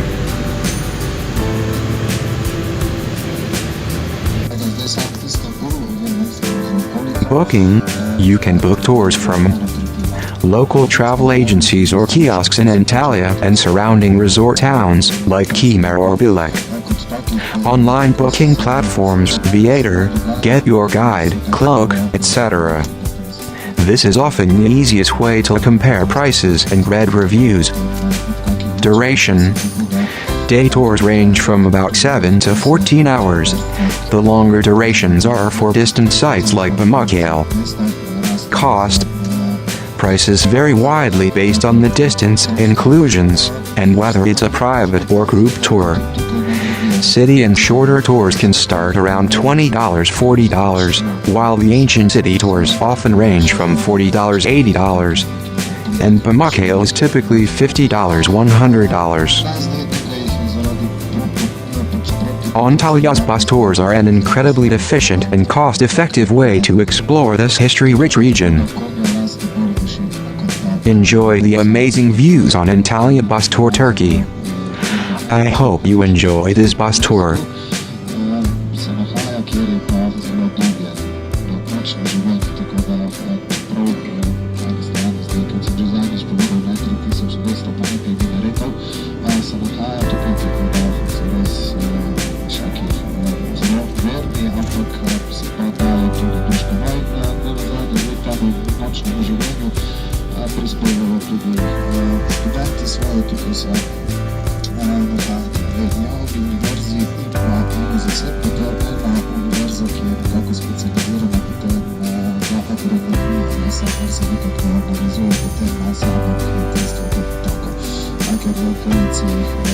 Mesta i tak jest, te tolerantne površine. kar se tiče teh obdelovalnih površin, to več ali manj obdelujejo pač privatniki oziroma ti kmetje, zdaj, če pogovorimo o čisto običajnih kmetih, praktično za podjetje. S tem, da zdaj po zakonu je vsak lahko lastnik do 10 hektarjev površin, vse ostalo pa potem imajo nekaj v najemu. Je pa tako, da v preteklosti so zdaj Turki živeli bolj ali manj po ruralnih področjih. Zdaj tudi že sama arhitektura, če boste gledali, boste videli, da so to vse relativno nove stavbe, teh večstanovanjskih kompleksi, to so relativno nove stavbe, tam 30, 40 let, ampak tudi tisti, ki so se potem preselili na samo mesto, so nekako ponudili lastništvo nad samo zemljo, ker oni pravijo, da pa nekako vrnujejo vlada prepričanje, da pa je fajn, da imate vsaj nekako zemlje, ker nikoli se ne ve. In potem dansko kot meščani, oziroma meščani, zdaj pač priseljeni v ta velika urbana središča, seveda to zemljo oddajajo v najem potem tem obdelovalcem in nazadnje to njim prinaša potem tudi nekak dodaten pač denar, da lahko preživijo sam mesec. Zdaj, kar se tiče osebnih dohodkov, minimalna plača je nekaj čez 22,000 lir, tako da si lahko preračunate zdaj glede na vrednost v primerjavi z samim evrom, to je dobrih, recimo okrog 450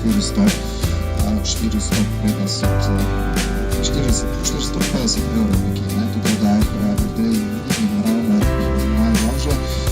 S tem, da recimo zdaj imeli nek policisti,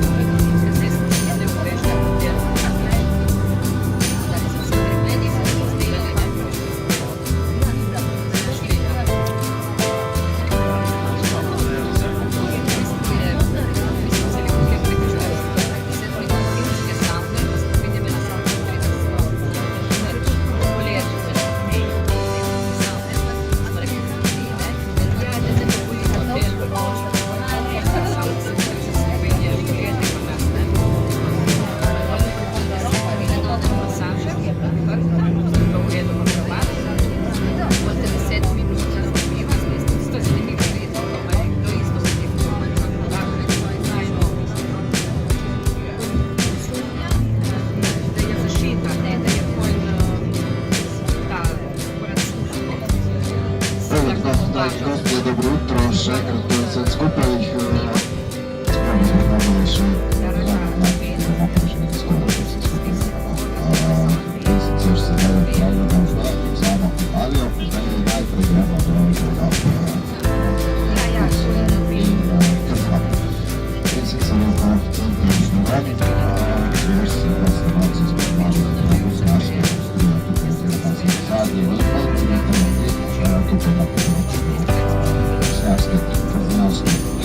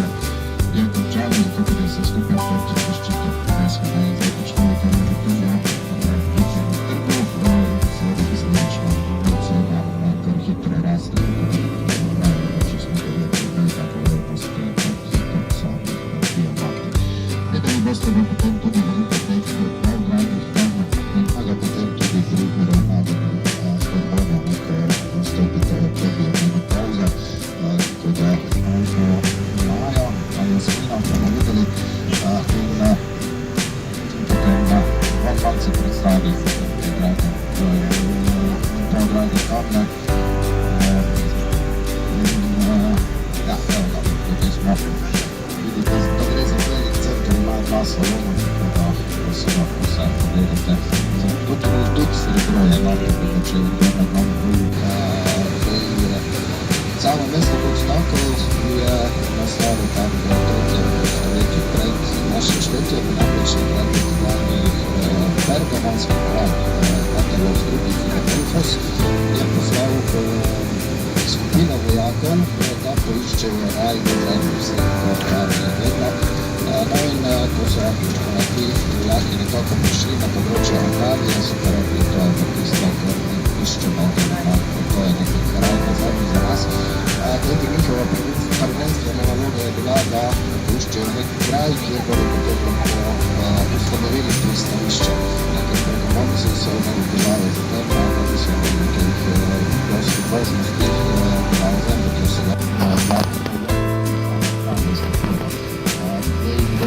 zanimivost povezani z pravom Antalije, erupcija in samega Peribacaları, namreč zapadne Buce ali pa Kopije in potem se tudi vozijo po nekih trasi, podtaki in ustavite ga lahko praktično kjerkoli.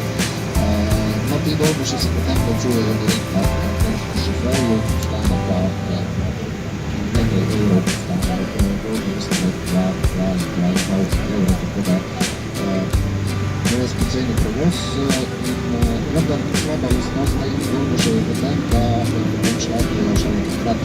To se šoferju nekaj zdi, da je nekaj zadosti tam, da se vse skupaj izplača, tako da ni zdaj Antalya, ki je ena izmed glavnih mestnih plaž, tam v zaledju samega, da bila niso imeli niti cest, niso bile normalno urejene, pač ljudje so uporabljali za gradnjo svojih prebivaliških stanovanj, nekako prišle pod roke.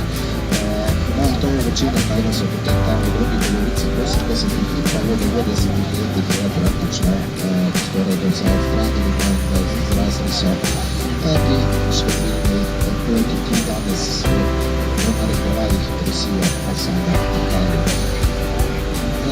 No in tukaj vidite tudi zelene so pomaranče, vendar to niso te pomaranče, ki lahko uživate, gre za okrasne pomaranče kot take.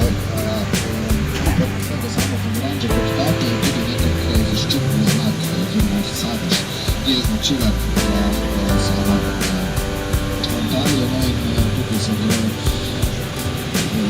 mesecu oktobru, zdaj se je odvijal festival Autoporta, kar pomeni zlata pomaranča, to gre za filmski festival, kjer se potem predstavi vsa ta točka kinematografija, pa ne samo v tej glavni točki filmu, tam potem povabijo se tako filmske ustvarjalce iz Tundija. Evo tukaj zdaj, če boste gledali na desno, boste videli že področje Kalečije, ta stari del mesta, najstarejši del mesta, kjer se potem sama Antalya razvila. No in tukaj se nahaja potem tudi to, vidite tukaj, to je pa največji trg v samem mestu, to je trg Republike, ki ga seveda krasi, ki prehode drugega kot Cappadocia, tukaj v družbi samih delavcev.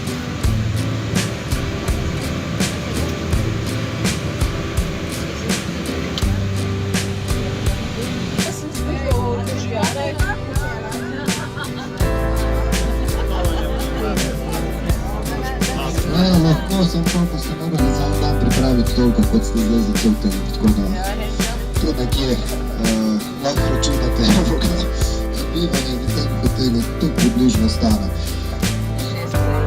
No, so pa res nekih narodov tukaj v Turčiji, tako da če bi res radi uživali. Res je, da je potrebno odšteti malce več denarja, ampak da manjka praktično več tukaj, ker res tukaj imajo zelo visoke predpolje. No in pa tukaj bomo videli tudi Concorda, to je zdaj ta hotel, ki malce tako zdaj, če bi pogledali od zgoraj, malce spominja na tisto potniško letalo Concorde. Tako da, ja, tudi ti so, in tudi ti so kar v redu hoteli, no.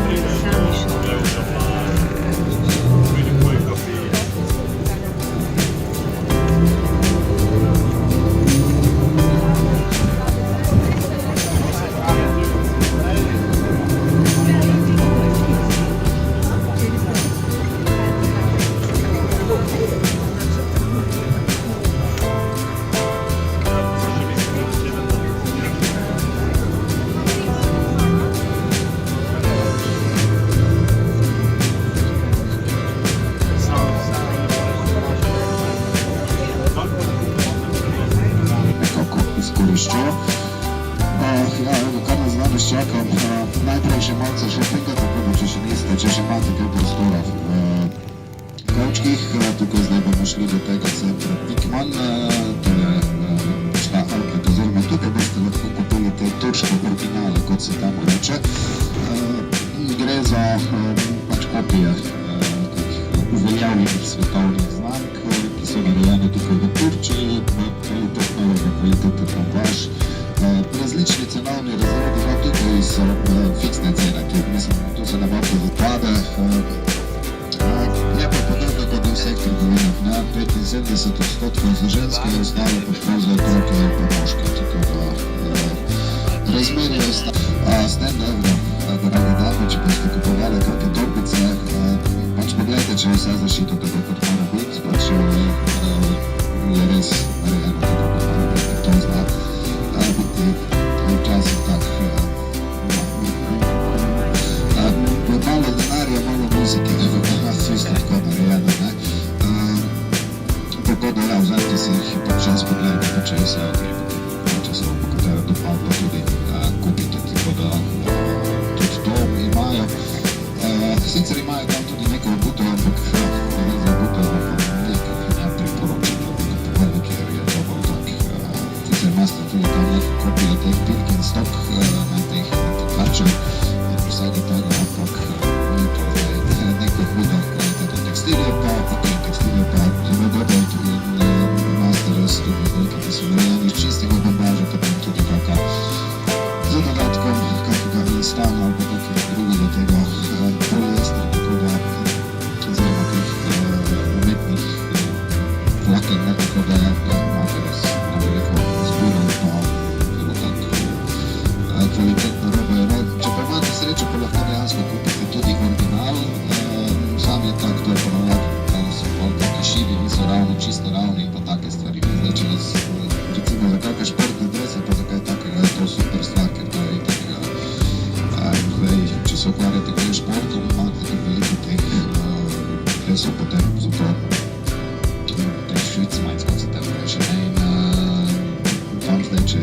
kolegi niso ravno zdaj. Ja, tako.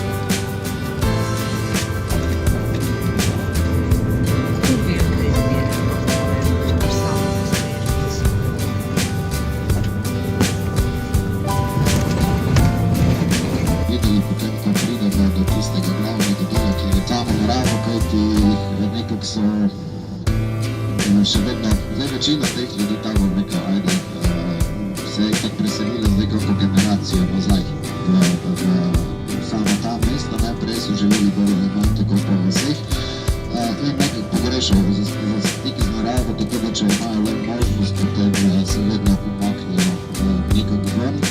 Je pa res, da recimo po turških mestih, predvsem zaradi zelo hitre rasti teh mest, so pri teh urbanističnih načrtih nekako pozabili na zelene površine oziroma parkov je relativno malo in potem nekako okolice teh mest so v glavnem potem imate kakve točke, kjer je lahko bi se jim rekli tudi neke vrste piknik.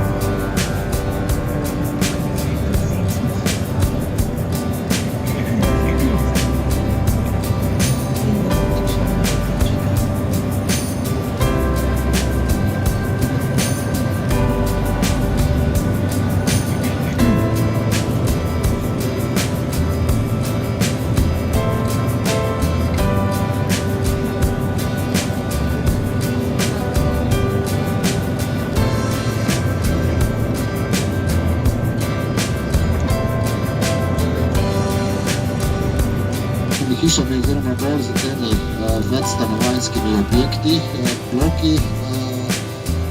Zdaj, če izvzamemo tisti prvi red ob sami obali, so tukaj najbolj iskana tista stanovanja, ki so orientirana proti severovzhodu. To pa iz čisto preprostega razloga, tam ste deležni najmanj sončnega obsevanja in to je pomembno predvsem v poletnih mesecih, ker tukaj čeprav tudi to stanje na tem področju nekako popraviti, ampak seveda bo trajalo kar nekaj časa, da lahko potem nekako tudi obreže nekako ustrezno oziroma ustrezno, da bi lahko prenesli vse to potrebno električno energijo, ki je nekako prebivalstvo potrebuje.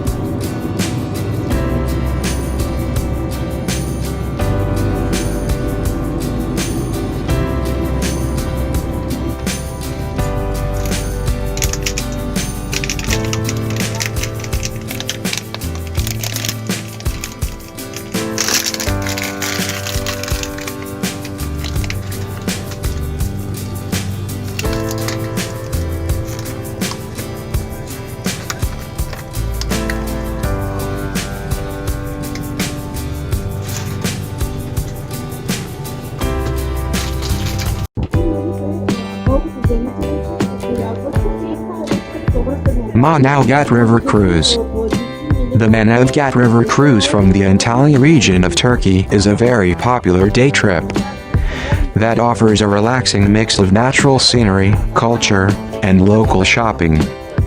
It typically combines a boat ride with visits to a major waterfall and a bustling bazaar. The main activity is a peaceful boat tour along the emerald green Manavgat River. The scenery is often described as lush and beautiful, with glimpses of local nature and life, including river shipyards and, if you're lucky, river turtles and pelicans. A highlight of the cruise is the stop at the Bosphorus, the point where the cool fresh waters of the Manavgat River meet the warm, salty waters of the Mediterranean Sea.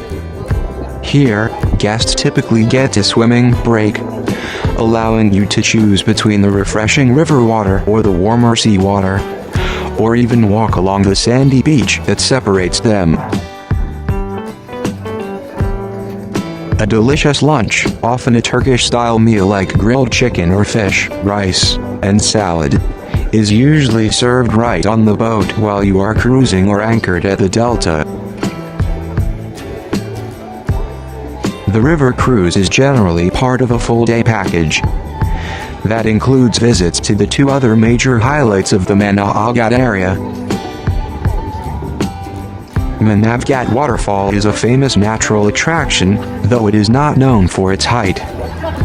Instead, it is impressive due to its wide flow and the force with which the water cascades over the rocks, creating a lovely cool mist. Tours usually provide around 30 minutes of free time here for photos and to enjoy the surroundings, which often have small tea gardens and shops. An entrance fee for the waterfall is sometimes included in the tour price, but sometimes it is an extra cost, often around €3 - €5, payable in cash. Manavgat Grand Bazaar, local market, is one of the largest public markets in the region. Tours are typically scheduled on Mondays and Thursdays to coincide with the market days. You will have free time, about 1.5 to 2 hours, to explore the vibrant market, where you can bargain for and buy a variety of goods, including fresh local fruits and vegetables, spices and Turkish delight, traditional Turkish textiles and clothing, handmade crafts and souvenirs. The Manavgat River Cruise is a full-day excursion, typically lasting around 7 to 9 hours in total, including hotel transfers. Most tours operate on Mondays and Thursdays to align with the Manavgat Bazaar days. Prices for an adult generally range from €18 to €30 or $30 - $50, but can vary based on the package, operator, and whether drinks, waterfall entrance, and other extras are included. Discounts are often available for children. You should bring your swimsuit, towel, sunscreen, a hat, and comfortable shoes for walking at the bazaar and waterfall. Cash is also essential for entrance fees, drinks, and shopping at the bazaar. The tour usually starts with a convenient hotel pickup from areas across the Antalya region, including Antalya City Center, Side, Alanya, and Bilik, followed by a bus transfer to the Manavgat River port where you board the boat. I hope you enjoy the view of the Manavgat River from my trip to Antalya, Turkey.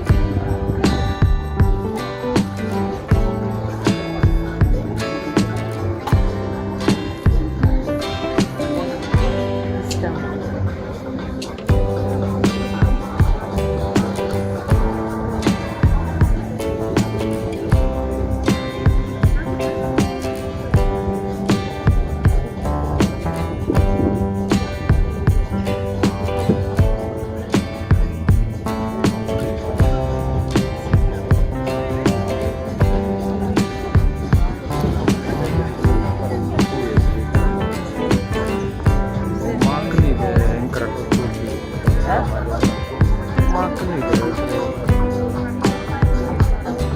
Samo i snimam i slikam.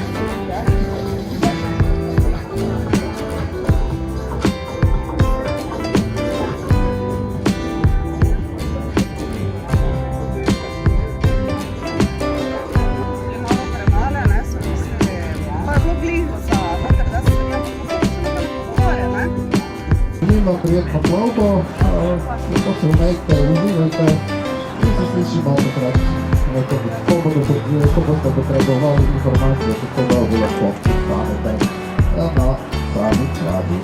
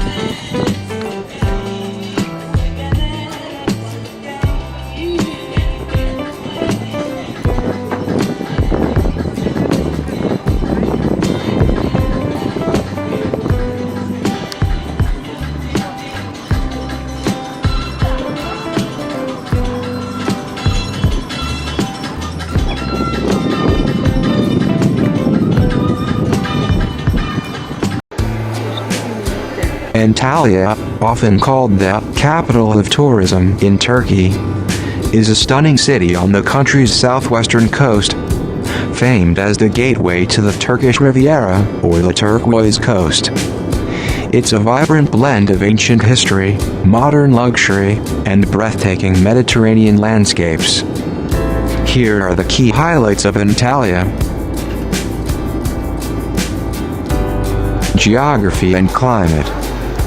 Location: situated on the Gulf of Antalya, flanked by the majestic Taurus Mountains, the city enjoys a beautiful coastal setting.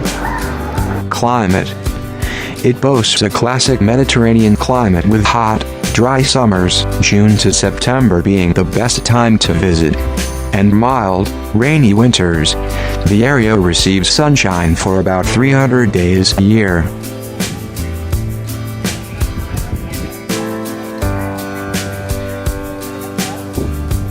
Historical and cultural highlights. Antalya has a rich history dating back to its founding around 200 BC by King Ottolus II of Pergamon, who named it Antalya. It prospered under Roman, Byzantine, Seljuk, and Ottoman rule, with each leaving a mark.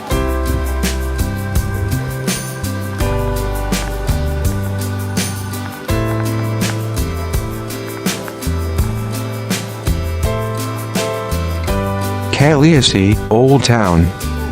This is the picturesque historic core of Antalya, featuring narrow, winding cobblestone streets, traditional Ottoman and Greek houses, small boutique hotels, restaurants, and bars. It surrounds the Roman harbor, Kaliichi Marina, which is a lovely spot for dining and sailing.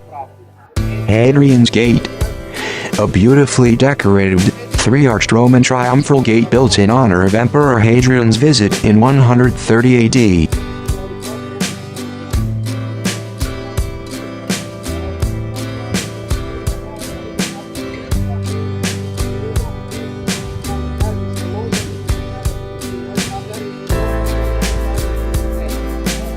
Yovli Minaret Complex.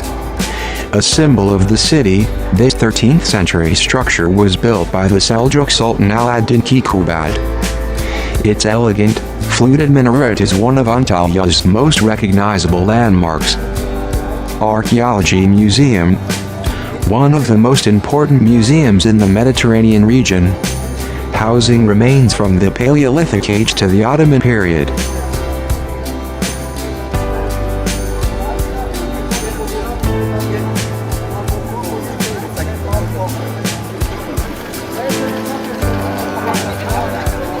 Aspendos Theatre. While a short trip outside the city, this 2nd century Roman masterpiece is one of the best preserved ancient theaters in the world, and still hosts events like the annual Aspendos International Opera and Ballet Festival. Nature and beaches.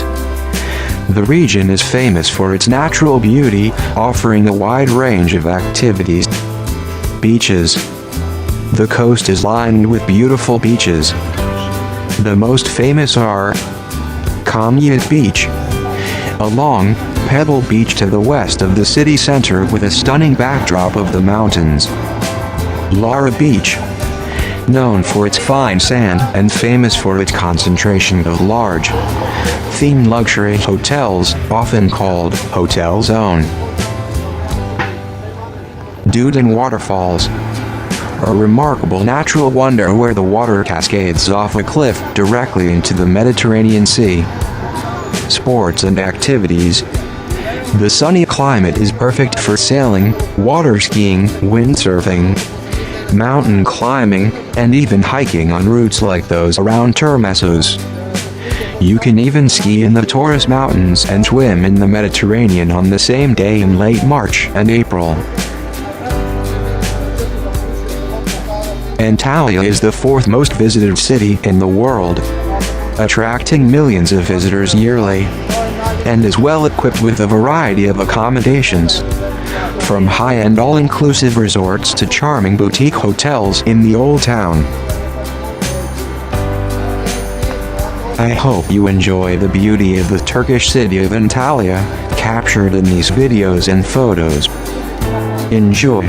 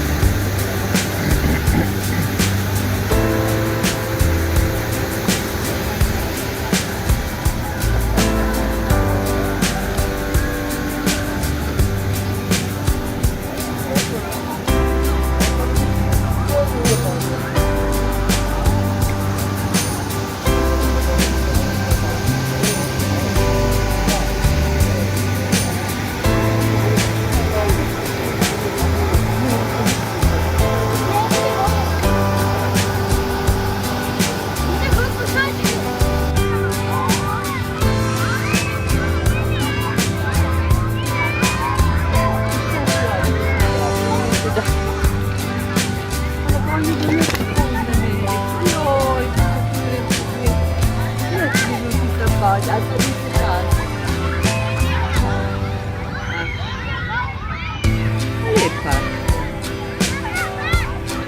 Aqui para cá alto.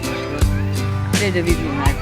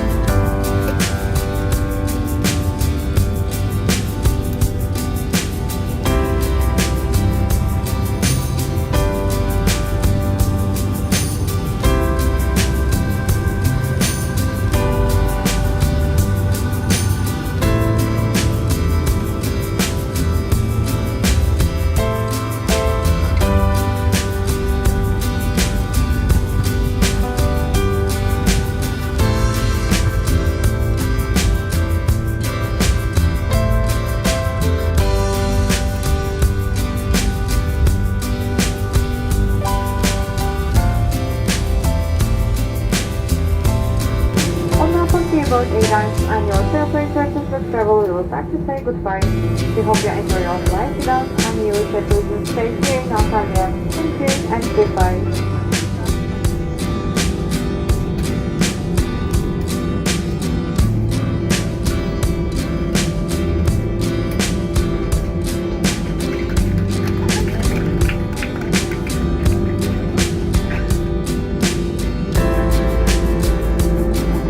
Dear passengers, our aircraft has not yet reached its parking position. Please do not unfasten your seatbelts, stand up or open overhead.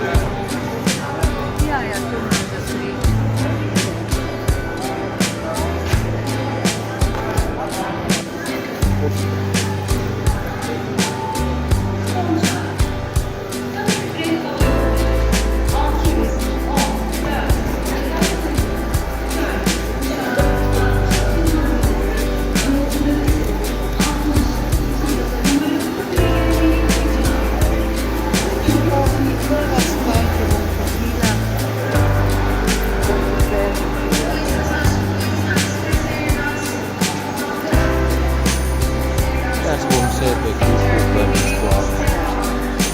Ended sebe product.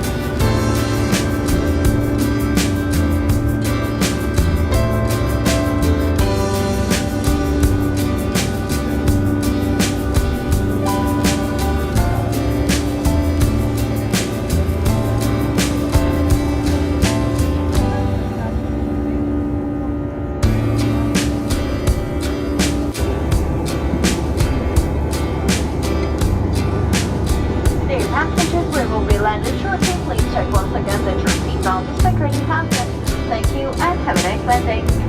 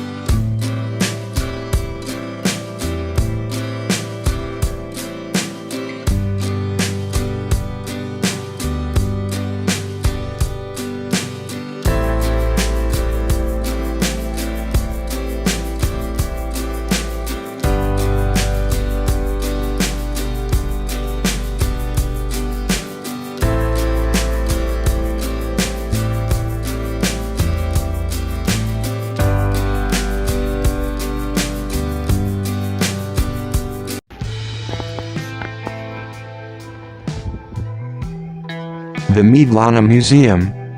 The Mevlana Museum, located in Konya, Turkey, is one of the country's most significant cultural, historical, and spiritual landmarks. It is a pilgrimage site for people worldwide, drawn by the timeless philosophy of its most famous resident, Jalaluddin Muhammad Rumi. Here is a comprehensive look at the museum, its history, architecture, and collections. The legacy of Mevlana Rumi. The museum is the former Dervish Lodge, Tek, and the final resting place of Mevlana Jalaluddin Muhammad Rumi, 1207-1273, often simply called Rumi. The mystic and poet. Rumi was a 13th century Persian Sufi mystic, theologian, and poet. He is revered worldwide for his teachings on universal love, tolerance, and unity. The Mevlevi order. Rumi's teachings became the foundation for the Mevlevi order, better known as the Whirling Dervishes. The museum complex was the spiritual center for this order for nearly 7 centuries. His famous invitation summarizes his inclusive philosophy. Come, come, whoever you are, our lodge is not a lodge of despair. With 100 repentance unheeded, you may be, still, come. History and transformation.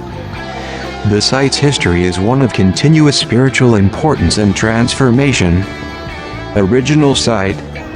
The land was originally the beautiful rose garden of a Seljuk palace, gifted by Sultan Alauddin Kayklubad to Rumi's father, Bahauddin Walad, who was a renowned Islamic scholar. The mausoleum. Rumi was buried next to his father after his death in 1273. The construction of the mausoleum, known as the Green Dome, Cappadocia, began in 1274, financed by Seljuk emirs and nobles. The complex gradually expanded with additions like a kitchen, ritual hall, and dervish cells over the centuries. Conversion to a museum. The Dervish Lodge was closed in 1925 following the establishment of the Turkish Republic.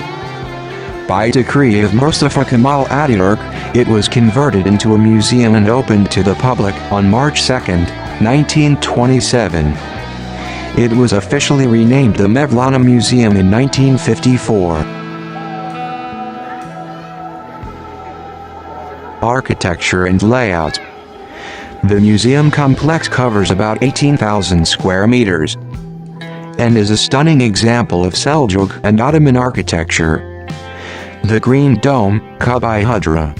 The most recognizable feature is the striking fluted dome, covered in distinctive turquoise tiles. Supported by 4 pillars, this dome sits directly over the mausoleum chamber and has become the iconic symbol of Konya.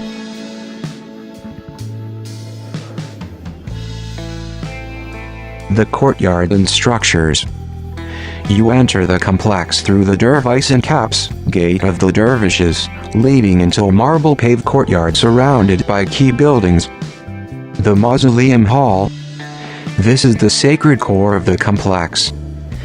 The sarcophagi of Mevlana Rumi, his father, Bahauddin Veled, and his son, Sultan Veled, are housed here. The tombs are covered in velvet shrouds, heavily embroidered with gold thread. Rumi and his son's sarcophagi are topped with large turbans, symbolizing their spiritual authority. Semi-arid Ritual Hall. This large hall, built during the Ottoman period, was where the Mevlevi dervishes performed the Sema ceremony, the famous whirling ritual. It now serves as an exhibition space. Small mosque, masjid. Adjoining the Semi-arid, this area displays valuable carpets, illuminated Qurans, and examples of Ottoman calligraphy. Dervish cells. Lined along the courtyard, these 17 cells were the living quarters for the dervish students. They now contain ethnographic displays, featuring mannequins, and artifacts that depict the daily life and practices of the Mevlevi dervishes. Matbah kitchen. Located in the southwest corner, this was used for cooking and for training novice dervishes. It is now decorated with mannequins to show its historical function.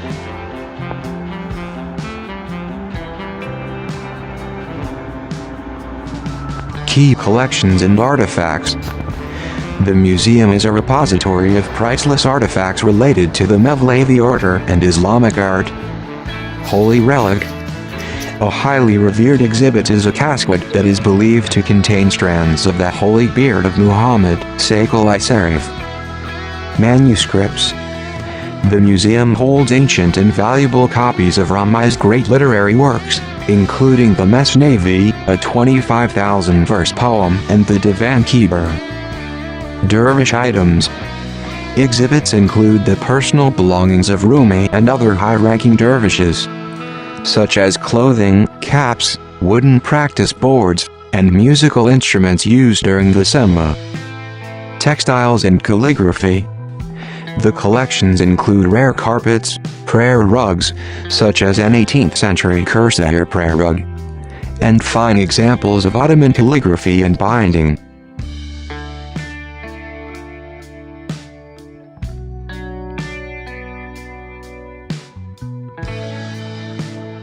Visitor information. The museum is both a historical site and an active place of worship and spiritual devotion. Dress code.